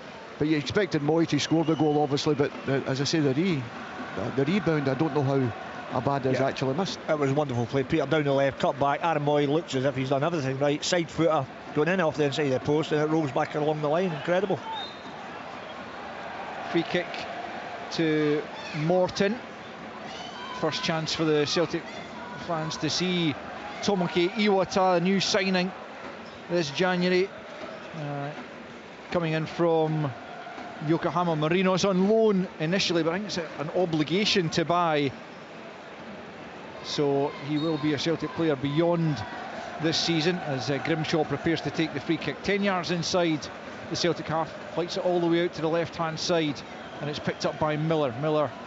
Looking to try and get away from his marker, to try and get a cross in, goes back the way to King. King sweeps it into the penalty area. Starfelt there to clear, and Turnbull picks up and almost finds Haksabanovic, but it was just too much in the pass, and O'Connor knocks it back to his goalkeeper, who clears first time over the halfway line, picked up by Johnston. 4 minutes gone in this second period. Iwata gets on the ball, knocks it back to Starfelt, and now Johnston up towards the halfway line. Forward for Maida out to the right hand side for Abada. Celtic threatening down the right. Infield comes Abada, it's off the heel of Blues, and it'll be cleared away by King, who's played a short ball to Blues, and back to King once more. Morton trying to play their way out from the back, and it's a dangerous game, and Celtic have won it back on the right hand side. It's Abada for Moy. Abada then goes all the way back to the halfway line to Starfelt. 50 minutes played. Celtic leading by 4-0. Poor pass there from Bernabei, who I think still has a bit of convincing to do in terms of the Celtic fans, and perhaps his manager as well, but he gets his chance again in the continued absence of Greg Taylor, and with Josip Juranovic seemingly Union Berlin bound. It was he who played at left back in the week. Here's Abada, right hand side, up to the edge of the penalty area. Moy, who commits a foul on the edge of the Morton penalty. It will be a Morton free kick, and yeah, it could be a tough second half for Morton, Peter. They've just got to, I suppose, continue to do what their manager wants them to do, and make themselves difficult to break down. I think that's exactly what he's done with his substitutions. You know, he's taken Grant off as a good footballer, you know, but he's went a wee bit more solid in there with Grimshaw. He's toughened it up a little bit at the back line and saying, well, Lewis Strapp usually likes to come forward, so he's just making his back four stay at home, really. So they want to obviously use these boys for the league form coming up, obviously, but I think he's looking at it and saying, well, let's keep it at 4, and if we get anything out of it, great, but let's not go and get a doing here. Morton still very much with playoff ambitions. They've got Arbroath next weekend, but they've got a bit of defending to do here, and it's sliced behind by Ambrose for a corner from the cross in from the right hand side by Abada, who scored his first goal in 10 during the week, despite Owen saying how good he is in front of goal. It was a little bit of a drought by his standards, but he has already got 10 goals for the season, to add to the 15 he scored in his opening season, and still just 21 years of age. Here's Turnbull, edge of the box. He's looking for his second, turned round the post by Schwott. Good save down to his left-hand side to deny Turnbull a Celtic fifth, and it will be a Celtic corner. 7 minutes almost played in the second period. Celtic 4, Morton 0. Yeah, very good save. Great stick. Turnbull out his feet. He knows where the goals are. Similar as we said about, that's a great return from Abada for a wide player. Corner comes in. 15, did you say, his first season? Yeah, he's already on 10 just now. Yeah, absolutely. That's a fantastic return from a wide player, and he looks as though there's plenty more goals in him. I mean, when you think about that, Alistair, when people say that, I'm always conscious of it, the amount of goals he's had and the amount of he's a drought. And they 10 games, I'd like to put his minutes together. He's probably played about 3 games. You know what I mean? Because sometimes that happens with the amount of minutes you get on the pitch, and that sometimes it's affected with that because he thinks he's not scored in 10 games. And I think you've got to be very, very careful, and it's up for the manager and the coaching staff to keep convincing that. And the way the boy's playing, you wouldn't think he was on a drought. You know, he looks as if he's going there to score goals. He's hitting the target, and as you say, rightfully got his goal today. There's Maida switching out to the right hand side, kept in but only by Calvin Miller, and here comes Alex King forward from left back up to the edge of the penalty area, trying to take a couple of players on, but eventually playing it too far ahead of himself, and Starfelt comes and mops up the danger for Celtic, and Celtic will come forward once more, and it's Moy, who's another player who really has begun to establish himself as almost a first pick for Ange Postecoglou in the Celtic midfield, which is, as we know, a hotly contested area. Rio Hatate left out of that midfield today. He's on the bench. Matt O'Reilly also on the bench today. Such a quality, depth of quality in that Celtic squad. Here's Haksabanovic, who's just brushed aside by Kitongo there, fairly, but Morton knock it down the field. I thought Joe Hart might have just used his arm to control that as he came well out of his penalty area, but certainly the referee didn't spot it if he did. He never went to VAR. Well, it might yet. I just thought he kind of motioned his arm towards the ball, but perhaps not. Here's Iwata back to Starfelt up against Muirhead out on the right hand side, trying to take him on. Back the way goes Starfelt to Kobayashi just inside his own half. We've played 9 minutes of the second half. No more goals to add to the 4 Celtic scored in that first period. Here's Iwata showing what he can do. Right hand side is Abada trying to skip beyond young Alex King, just 18 years old, on for a real baptism of fire against Abada. Turnbull now infield for Bernabe, and now it's Kobayashi out to the left hand side for Haksabanovic. Marshalled by O'Connor. Back with Kobayashi and infield to Iwata, and now Johnston. Right hand side is Abada, right hand side of the penalty area, up against King, looks to take him on. He's passed him to the goal line, cuts it back. Ambrose slides in. There's claims from the fans and also by Abada that came off the arm of Ambrose as he slid in. Kevin Clancy awards the corner kick, but of course such situations will be checked by VAR. Wonderful skill from Abada. He just rode by the fullback as if he wasn't there. And he was adamant it was a handball, but obviously I'm surprised if he doesn't go here, because but I don't know where Effie Ambrose has got to put his hand, because he's got to put his hand down when he's doing a slide tackle. Yeah. And it's hit him in the arm. You could see it from this side, and the referee's not went to it, but it definitely did. I could see it hitting his arm from here. Yeah, wonderful play from Abada. Corner kick about to be taken, but Kevin Clancy stopping a bit. I think just wants a word in the ear of a couple of players rather than waiting for a VAR check. And so it will be Moy to take the corner, right hand side, swings it in, near post, comes off the head of a Morton player. It's not really dealt with. Well, eventually it is by King. Kitongo can't help it further clear though. Maida's trying to keep it alive at the edge of the penalty area, but Grimshaw steps in and just thumps it over the halfway line. And Bernabe will go and retrieve it. I think that the law, in terms of just going back to that potential handball, certainly if the arm's supporting the body as you slide, then it's not deemed to be a handball. I think also if it's going down to support the body, it's similarly won't be a spot kick. So perhaps that's what happened in that instance. Here's Haksabanovic at the edge of the penalty area. Celtic look for more goals in this second period. It's Bernabe now inside the box, left hand side. They're on a Haksabanovic to the goal line. Picks wonderful. Up, checks back inside. Good clearance there by Baird, coming and helping out O'Connor there to make the clearance. It was a good bit of skill from Haksabanovic to check back inside, but the cross came in, and Baird able to make the block. Haksabanovic then taking himself out of play there as he came back from an offside position. Morton are about to make an early change in this second half. As I'm just getting another little look here at the claim. Well, yeah, Ambrose definitely comes off the arm of Ambrose. Oh, and you can have a quick look at this yourself, but it is going down, as I say, to support his body. Comes off another part of his body first though as well. Yeah, it's hit his heel, and then again he's that close. I don't think there's a lot you can do about that, but but that's what happened with the first one, and that was given. So I mean, it's I know they say about subjective, but just please get the decisions right. It's going to be Lewis McGrattan who's going to come on next for Morton as Celtic build down the right hand side. Johnston back in field to Starfelt, about 15 yards inside the Morton half. Forward for Moy, back to Iwata, and now Bernabe out to the left hand side for Haksabanovic. Morton's job certainly hasn't got any easier with these Celtic changes. James Forrest about to come on for Celtic as well. Turnbull now left hand side for Haksabanovic.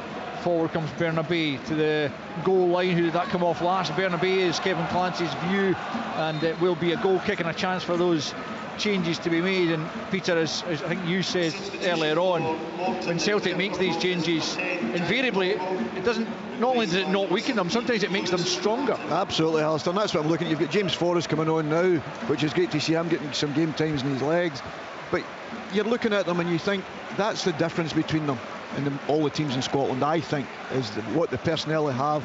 And if I notice the manager does it when there's a wee sort of lull in the game, or the other team's getting a wee bit of foothold, Celtic make a change, whether that's to slow the game down and then lift the fans with whoever they're bringing on or off, just to get the fans involved again, and then the team seem to go again. And I think that he does that very well. I don't think the substitutions are just made for the sake of making them. I think they're made for a reason.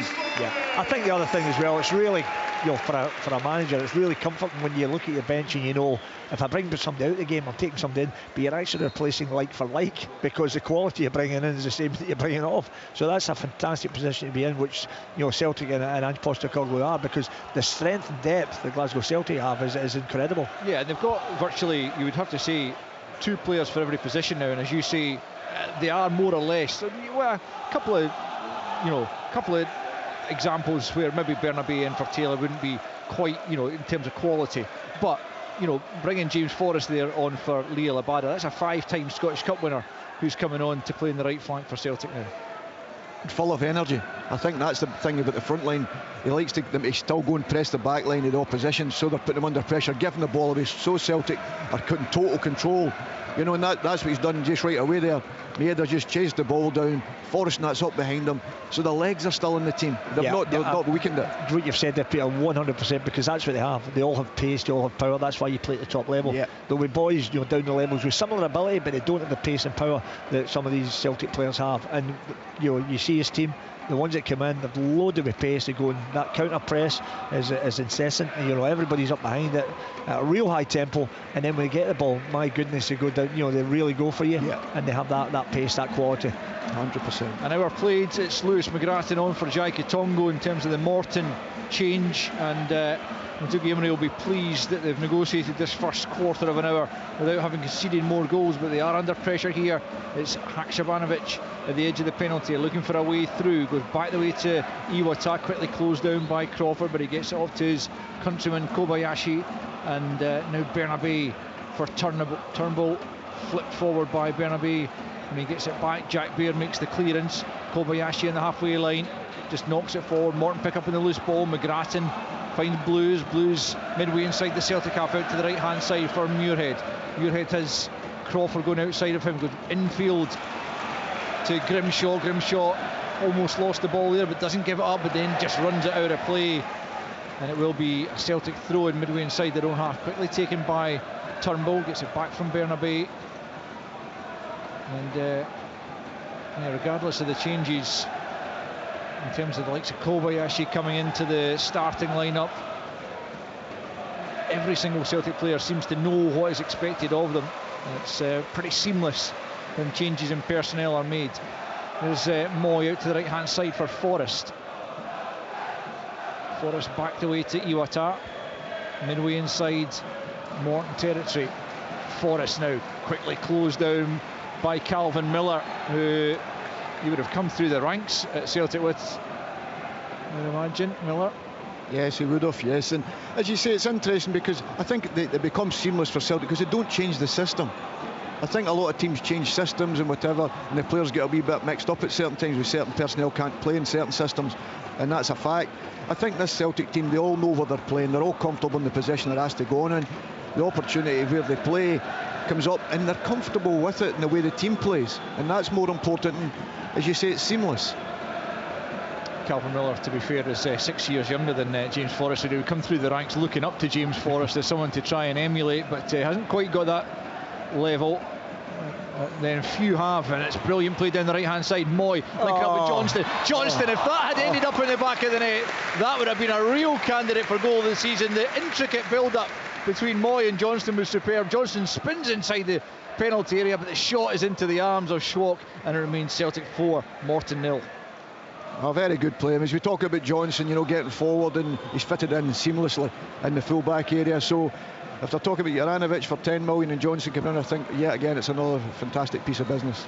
Wonderful football, I've got to say. The intricate, you mentioned there, after the close range passing, the passing move, so pleasing on the eye. And as you said, if that had been resulted in a goal, we'd be talking about it all season. Wonderful passing move. Still 4-0 then. It's not been because Celtic have let up any. It's Morton have managed to stay pretty tight, pretty organised, as they did at the outset of the game, only to fall behind to a penalty that's caused a bit of controversy, certainly, for the handball given. It'll be debated, no doubt, on Sports Scene tonight, 10:30 on BBC One Scotland. You'll catch this and the best of all today's games, and of course stay tuned to Sports Sound on BBC Radio Scotland throughout the day for all of the 3 o'clock kickoffs, and then later on it's St Johnstone against Rangers at 5:30 to conclude the day's action before the Edinburgh derby tomorrow. Hibs against Hearts at Easter Road. Off the ball starts at 12:05, then the game at 2 o'clock. Quite a weekend of Scottish Cup football, and it's been a good start here. Morton have made a game of it, certainly. The scoreline might not suggest that. Here's Haksabanovic looking to make that scoreline even more emphatic. Forrest inside the penalty area, looking to find room for the shot, has to go back the way to Bernabei, edge of the box. He's through a couple of players, still Bernabei, left hand side, back heel. Forrest slashes it against a Morton player. Morton struggling to clear the lines, eventually they do, only as far as Moy though. 20 minutes almost played though in the second half, no more goals. Celtic 4, Morton 0, as Iwata picks up. I wonder, is he been earmarked as the long-term replacement for Callum McGregor? I'm sure Callum McGregor will feel he's got a good few years left in that role. The skipper still almost peerless in the midfield role in Scottish football. Morton managed to work the ball forward up to the halfway line. Miller's ball forward, though, was cut out by Starfelt, and it's just so difficult for Morton to keep a hold of the ball for any length of time, to string even 2 or 3 passes together. Here's Haksabanovic, left hand side. Turnbull makes the run ahead of him, inside the penalty, across goal it comes, cut out by Baird, to the edge of the box it comes, and it's just knocked forward, hopefully down the right hand side. Muirhead won't keep it in. It's a throw into Celtic at the halfway point, and you've got to feel for Morton. They've put a shift in already, and they've still got, what, 25 minutes to play here, Owen? Yeah, it'll be a long 25 minutes because Celtic aren't letting up. They're still looking to get forward. They're looking to add to their tally. Some great little passing and moving, try to stretch the pitch. And obviously you would think the longer it goes that Morton will still get... They're working so hard that there's going to be an element of tiredness coming in. Here's Forrest into the penalty area. Ambrose well placed at the near post to knock out for a throw-in over on the far side, the Celtic right. Quickly taken by Johnston into Moy, who touches it forward for Forrest, back with Johnston. Moy once more, little ball inside for Turnbull, it's back with Moy, then another cute ball for Forrest on the goal line. Ambrose again is well placed to knock it away, only as far as Johnston, edge of the box. Now it's Turnbull taking over, comes back the way to Iwata, out to the left hand side now. Bernabei, quick ball infield for Haksabanovic, for Maida, lays it off for Turnbull. Will he go for goal again? Tries to turn it back onto his left foot, and he's dispossessed just at the edge of the box by Blues. Might have got the shot away on his right foot there, Turnbull, and then he fouls Blues midway inside the Morton half. It will be a Morton free kick. A bit of a reprieve, a bit of a let up in that almost intense Celtic pressure that has been ongoing pretty much from the word go midway through the second period. Celtic 4, Morton 0. I think on that you've got to look at Celtic. There's 2 minutes ago summed up probably the performance. 5 of them around the ball trying to win it back against one Morton player. And we talk about how well they play and how they move the ball and their movement, but their work ethic to get it back in small areas so quickly is fantastic.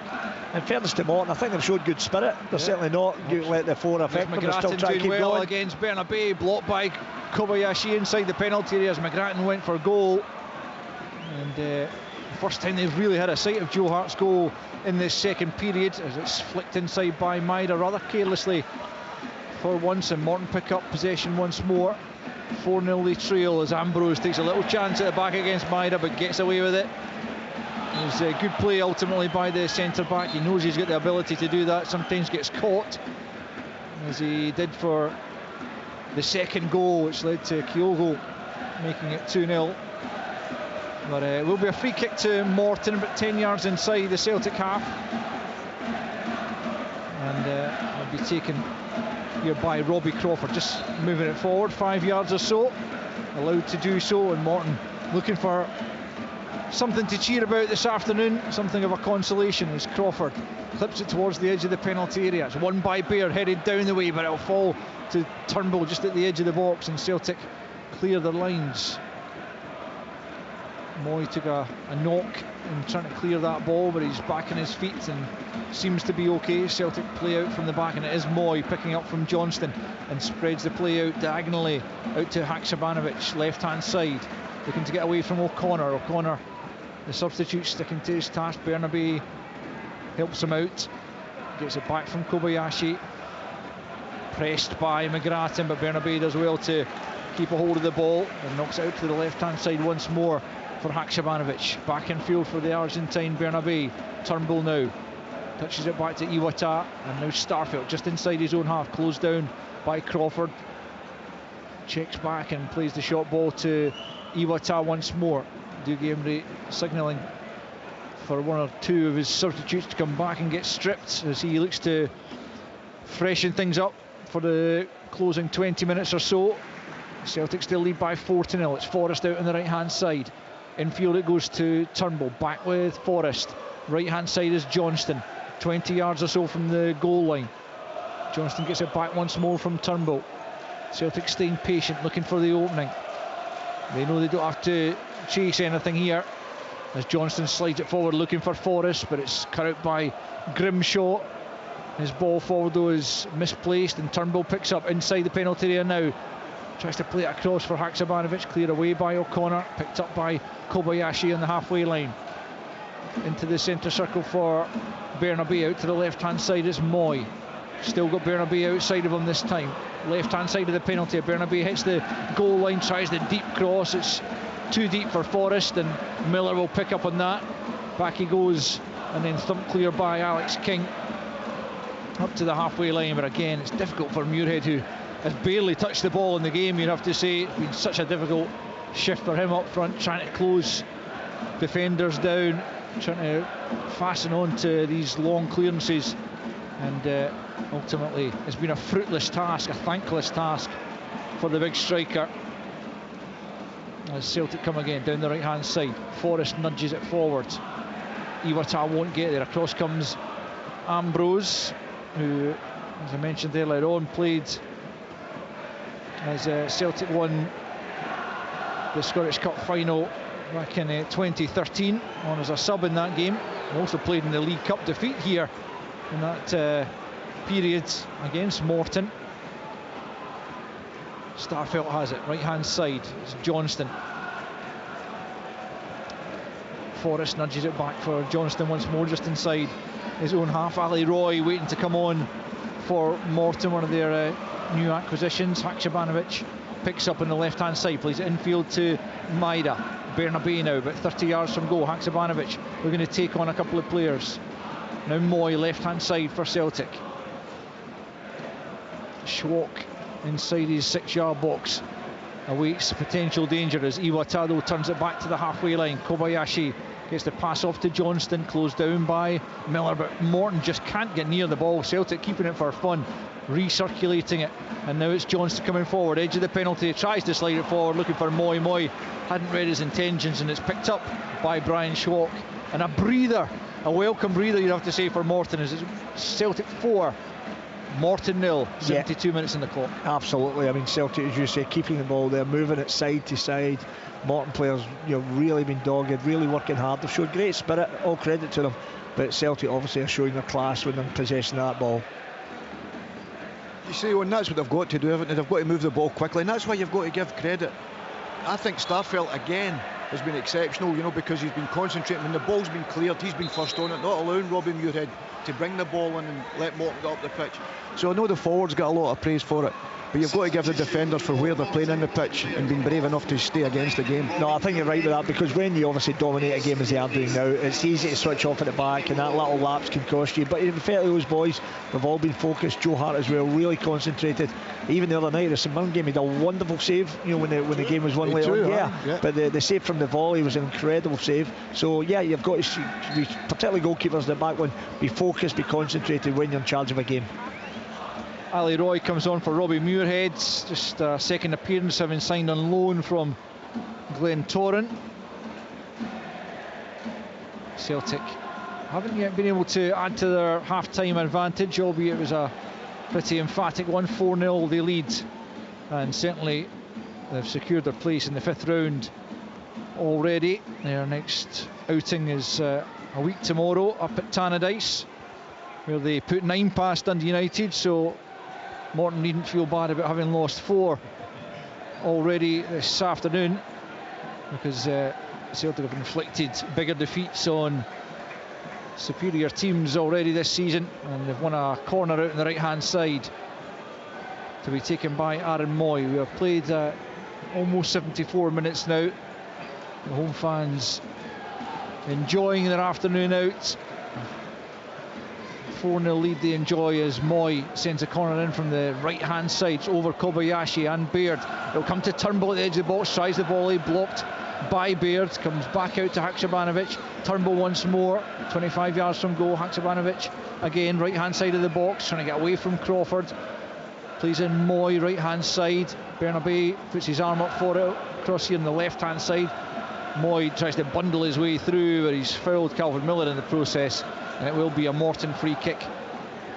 Celtic 4, Morton 0. Just over a quarter of an hour for Morton to endure. Is there any way that Morton players will have enjoyed this afternoon, Owen, or is it simply a case of enduring it now at this stage? No, I think, of course, listen, when you come to a stadium and play against an elite team like Glasgow Celtic, of course they'll have enjoyed it. They'll have enjoyed trying to go toe to toe to show they could play a little bit as well, which they've done at various times. Are Celtic much better? Absolutely, but there'll be periods in that they have enjoyed. They'll have enjoyed working hard against wonderful players. You want to test yourself against the best, and that's why today's afforded them that opportunity. Certainly has. Forrest can't get past Alex King, who's a young player who looks like he's got a bright future. Yeah, I'm glad you mentioned Alex. He's a terrific young player. He's only 18 years of age, young King, actually left-sided.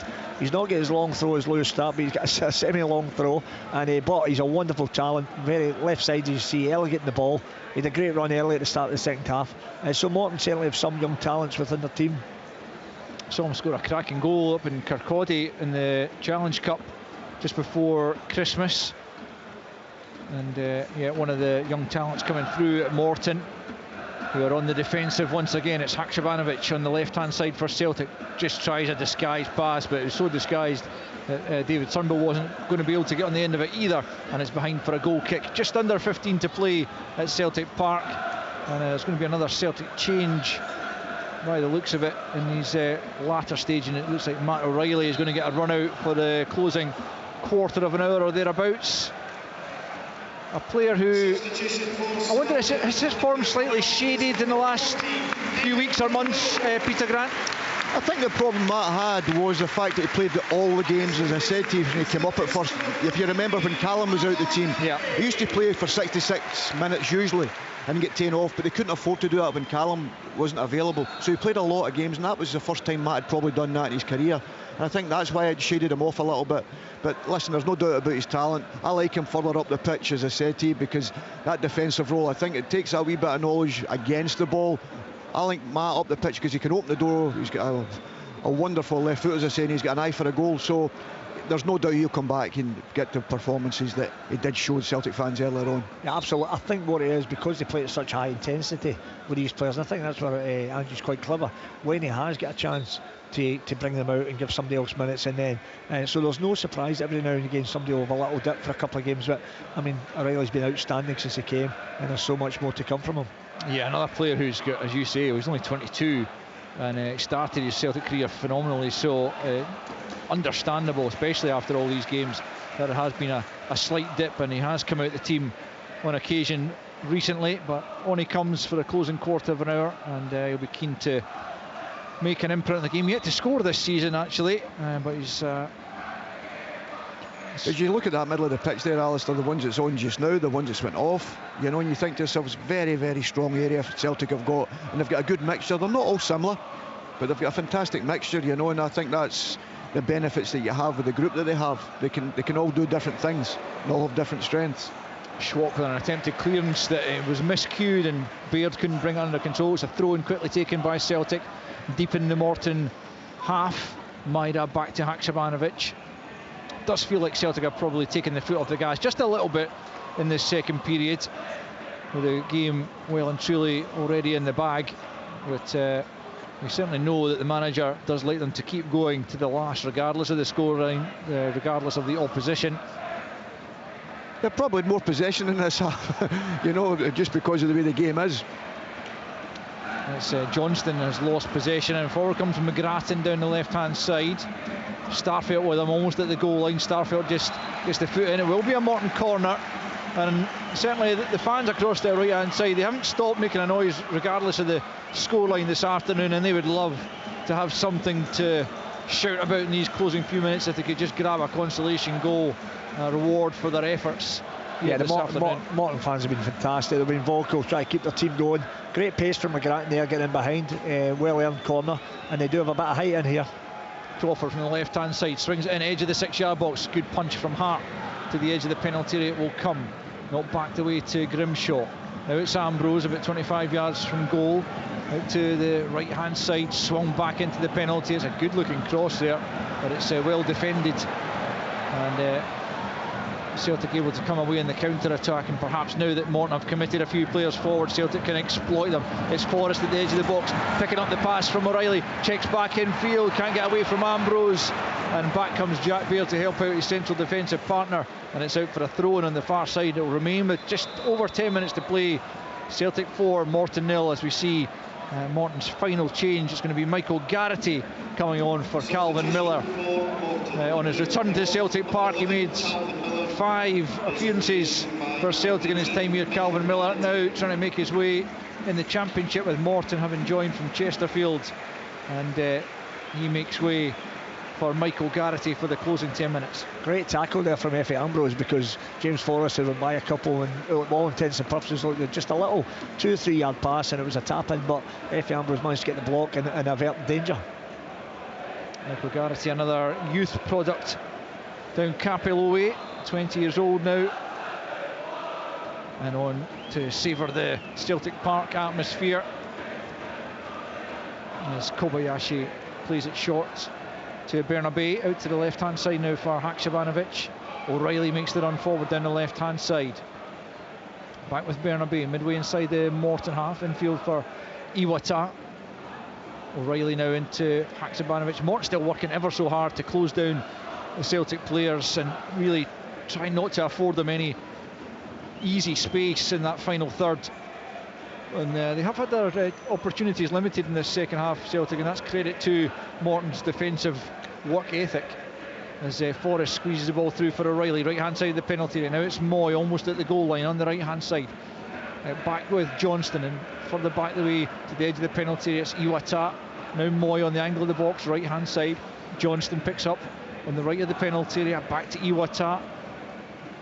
Celtic being forced back the way just for the moment. O'Reilly comes and offers himself short. Johnston now square for Bernabe. Iwata picks up once more midway inside the Morton half. Bernabe to the left hand side for Haksabanovic, slots it forward for Moy. Ambrose with him, just sticks the toe in and out to the near side. It will come for a throw into Celtic down near the corner flag on the left hand side, quickly taken by Moy, back to Haksabanovic, and Iwata picks up once more.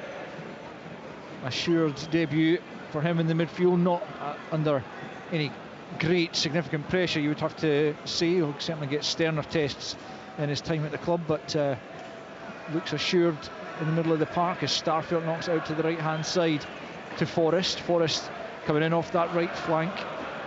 O'Reilly back to Johnston, and now Iwata, 35 yards from goal. Maida around the corner, couldn't really link with Forrest as he intended to, and Morton will knock it long, and it's one for McGrattan to chase down that left channel. Starfelt sticking with him, knocks him to the ground, but McGrattan gets back up and plays the short pass to Grimshaw. And now it's infield for Blues on the halfway line. Forces King back the way to pick up the pass. Infield, it goes onto the chest of Ambrose. Ambrose, well, it's a rather miscued pass from Ambrose, straight out of play. And I think the Celtic fans have seen that kind of pass a few times over the years from Ambrose, but he served them very well, has to be said. He was prone to the odd error, but he was a top-class player mainly for Neil Lennon here at Celtic Park. 169 appearances as Celtic come forward down the right-hand side. But Morton managed to deal with the danger.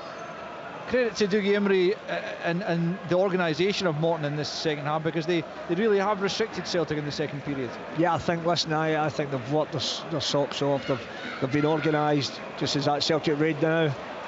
Yes. Haksabanovic in the left-hand side of the penalty, trying to squeeze it across goal. He can't get it beyond Darragh O'Connor, but it comes to Moy! Number 5 for Celtic, and it's a double for Aaron Moy from 8 yards. Lashes it with the left foot. Nothing that Brian Schwab could do about that one to keep it out. Celtic have a 5th goal, a first in the second period through Aaron Moy. Celtic 5, Morton 0. I thought Haksabanovic done very well. He's done that since he came on. He's been very positive. I thought he should have made the earlier choice to put it across the box. And he checked out. He picked out Aaron Moy, who on the second attempt slopped it away well. You know, but that Moy done that quite a lot in England, as one will tell you. That was one of his strengths, arriving in the box and getting goals. You know, so he's managed to do that, and he looks a hell of a lot fitter now. The World Cup's been brilliant for him. He's come back, and his performances have continued. Yeah, Haksabanovic, I mean, he turned the fullback 2 or 3 times. At that point, you look as though Morton has stuffed out the danger, but then he pulls it back eventually when it breaks. A great touch for Amboy, right foot touch, left foot finish, wonderful finish. Probably should have scored the one earlier on when he hit the inside of the post, but he's certainly in amongst the goals. He scored his first Celtic goals in a 4-0 win against Hibs recently, a double in that game, and he's added to his tally with a double in this game to make it 5-0.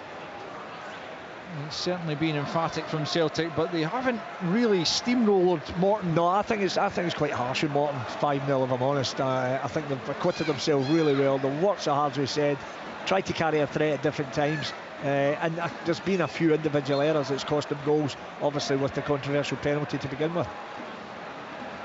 Robbie Crawford takes a free kick for Morton, but it's easily defended by Celtic. I think we might be about to see a debut for Bosun Lawal, a young defender who looks to be getting stripped, and certainly a good point to blood a youngster. You're 5-0 up with 5 minutes to go. Here's Bernabei left-hand side as Celtic look to add further to their tally. Cleared away by Ambrose and then by O'Connor. Out to the right-hand side, run out of play though, and it'll be a Celtic throw-in. That's what Ambrose has done well. From crosses, he's got himself in good positions at the front post in the middle of his goal. He's let himself down a couple of times with the slackness of his play at times, but all in all, he's defended his area well. Haksabanovic going for goal, and it was the head of Jack Baird that denied him in the way as Haksabanovic tried to find the far corner, and indeed it is going to be Bosun Lawal on for his first Celtic appearance. The 19-year-old centre-back is going to replace Carl Starfelt for the final few minutes. And Peter, particularly, you'll know what that young man will be experiencing right now. Fantastic feeling. You'll always remember this moment, that's for sure. Now I hope he goes on and does himself justice. Even though it's for 5 minutes, what a great opportunity for him. It's something, as I say, live on forevermore. Yeah, nice to go up to go to goal for a set play. Yeah, well, he's got huge potential. I've watched this kid loads of times. The Celtic B team, he's probably, if I'm honest, he's outgrown that team, such as his ability. He's got pace, power, comfortable with the ball, great pass of the ball, and I think he's set for a very, very good career. Celtic corner, right-hand side, O'Reilly into the penalty area, glanced at the near post and all the way through, and it came off a Morton head. And it's going to be another Celtic corner, this time from the near side. We've got 3 minutes to play. It's Celtic 5, Morton 0 in this first of the Scottish Cup 4th round ties. Stick with us for coverage of all the rest of today's ties. Open all mics for all the 3 o'clock kickoffs, and then live commentary of St Johnstone Rangers as the corner comes in. It is Lawal who gets his head to it. It's semi-cleared by Morton, and then they do emerge with possession from the edge of their own penalty area, and Crawford brings it forward. tries to switch the play to this near side, looking for Blues, but cut out by Moy, and it's Haksabanovic picking up on the halfway line. He's brought to the ground there by McGrattan, and it will be a Celtic free kick, which is, as always, quickly taken. Awata's done well as well, Alistair. I know he's under no pressure, but he's made the space for himself. That's why he's under no pressure. You know, and he's a hell of a lot of touches. Here's O'Reilly inside the penalty area. Was he taken down there? As a good challenge in the end from, I think it was King back there making the tackle. I thought for a moment he had taken the legs away from O'Reilly, who with the quick dancing feet, but got enough of the ball. And Celtic do come forward though through Bernabei, left hand side into this 6-yard box, and somehow Dyson Maida's unable to turn that into the empty goal net as it looked. I don't know if it was great defending or a bad miss. I don't know if Efe Ambrose has got there first. Yeah, it'd have been very harsh if that went in for Morton, that's for sure. I think as much as a 5-0 scoreline, they've worked really hard. I think they'll sleep well tonight, knowing they've given their very best against wonderful opposition. Just on what Alistair, you mentioned earlier about the obligation to buy in terms of that transfer deal. So what's your understanding of that? Simply that I think in the same sense as Dyson Maida's was, that it's an initial loan, but there's already an agreement in place for that to become a permanent transfer at the end of this season. I don't know. No, I'd heard that last night in one of the English deals as well. No, right. I mean, obviously we've done many deals both in and out in my time, and if you were bringing a loan with a view to a buy, then the fee was already stipulated. Sure. And it was really to see did they fit in your environment. But an obligation to buy suggests it's already done. Yeah. Which then begs the question: why don't you just buy them now? I'm not sure. I think the paperwork wouldn't get done in time. Right. Okay. I think that's what it is. I think that's what the paperwork. There's so much paperwork, red tape, whatever they call it, and I think that's the reason why. To give them more time to be able to do that. Yeah. Well, I've only thought the biggest red tape would be the work permit. Yeah, exactly. That's why you're doing contracts can be done relatively quickly these days for sure. Yes. So anyway, interesting. Here is Iwata at the edge of the penalty area for Haksabanovic, challenged by O'Connor, still manages to retain possession. Now it's Bernabei. We are in the final few seconds of the 90 minutes, plus injury time to be added, as Schwalk manages to get the ball clear under real pressure from Maida there, as Celtic look for a sixth to just put the final icing on the cake. Good goalkeeping in the end, and Morton, the scoreline is emphatic, but they've definitely not been embarrassed here. They have worked very, very hard, and certainly Dougie Emery will point to the concession of that opening goal, which changed the game to some extent at least, with the penalty that was rather controversially awarded from what we've seen so far. I think that's the thing you're saying, Alistair, is about. Remember we were at the St Johnstone game last year and we thought they'd never done much wrong. They could beat 7-0, but Celtic was so much better, and just done everything. And you can do your job and your work. Just the quality sometimes takes it over, and that's exactly what's happened again today. Here's Forrest right hand side. Iwata inside the penalty, he gets a shot off, but it's blocked. Comes to Moy, who's on a hat-trick. Can he get a shot in? He can, but it's blocked as well. Morton desperately trying to get their lines clear. It comes to Haksabanovic, who flashes it in, but it's wide of goal as Schwalk went down to his right-hand side a yard or two past his post, and it will remain Celtic 5, Morton 0. A minute of the 2 minutes of added on time already played. Yeah, and just a little bit of fatigue there in the Morton defence, not clearing the lines when they should have, and that then resulted because Celtic pressed so quickly, getting the shot away. So listen, it's Morton started really brightly. Obviously the controversial penalty put them up against it, but they've worked ever so hard. Their fans have been brilliant, all credit to them. They've came in their numbers, they've still got behind their team, and that's been really pleasing to see. Yeah, and their attentions will return to Championship and trying to secure a playoff spot next weekend when they host Arbroath, who have their own battle, but it's at the other end of the table this season after last season's heroics. And it's Owen Coyle's Queen's Park, who are in some quarters you might consider them the surprise promotion candidates. Not necessarily everyone would consider that to be a surprise, especially with that man at the helm as Efe Ambrose slices the ball over his own crossbar. And there's the final whistle. He won't have to defend another corner. A hug between the two managers. Dougie Emery's Morton, well beaten but not embarrassed here at Celtic Park.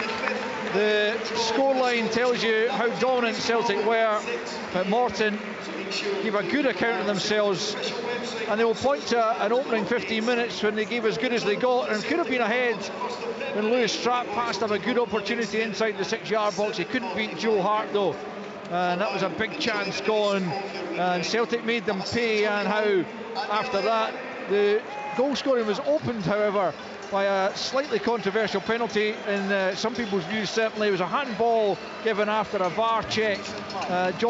Baird was the player who was, Jack Baird was the player who was penalised for the handball, and Adam Moy stepped up and slotted in the penalty. But 3 minutes later they had two, and it was Kyogo who got his first of the afternoon. Abada slipped him in and he tucked it past Brian Schwalk in the Morton goal to make it 2-0 before a quarter of the game had been played. Strapp had another chance, but he was denied by a brilliant Johnston challenge. And then before half time, Celtic added another couple. David Turnbull from 25 yards side-footed the ball beautifully into the bottom corner, and then Kyogo got his second of the afternoon as he combined again with Abada to beat Brian Schwalk. That was half time at 4-0. Into the second half, well, Morton could have been forgiven for capitulating after that first half showing, but they stuck to their guns and conceded just one more, and it came 6 minutes from time as Haksabanovic set up Adam Moy for his second of the afternoon, and it meant that Celtic progressed to the 5th round of the Scottish Cup. It's a 14th consecutive win here domestically and a 12th in this season. It finished at Celtic Park. Celtic 5, Morton 0. The Scottish Cup. Live.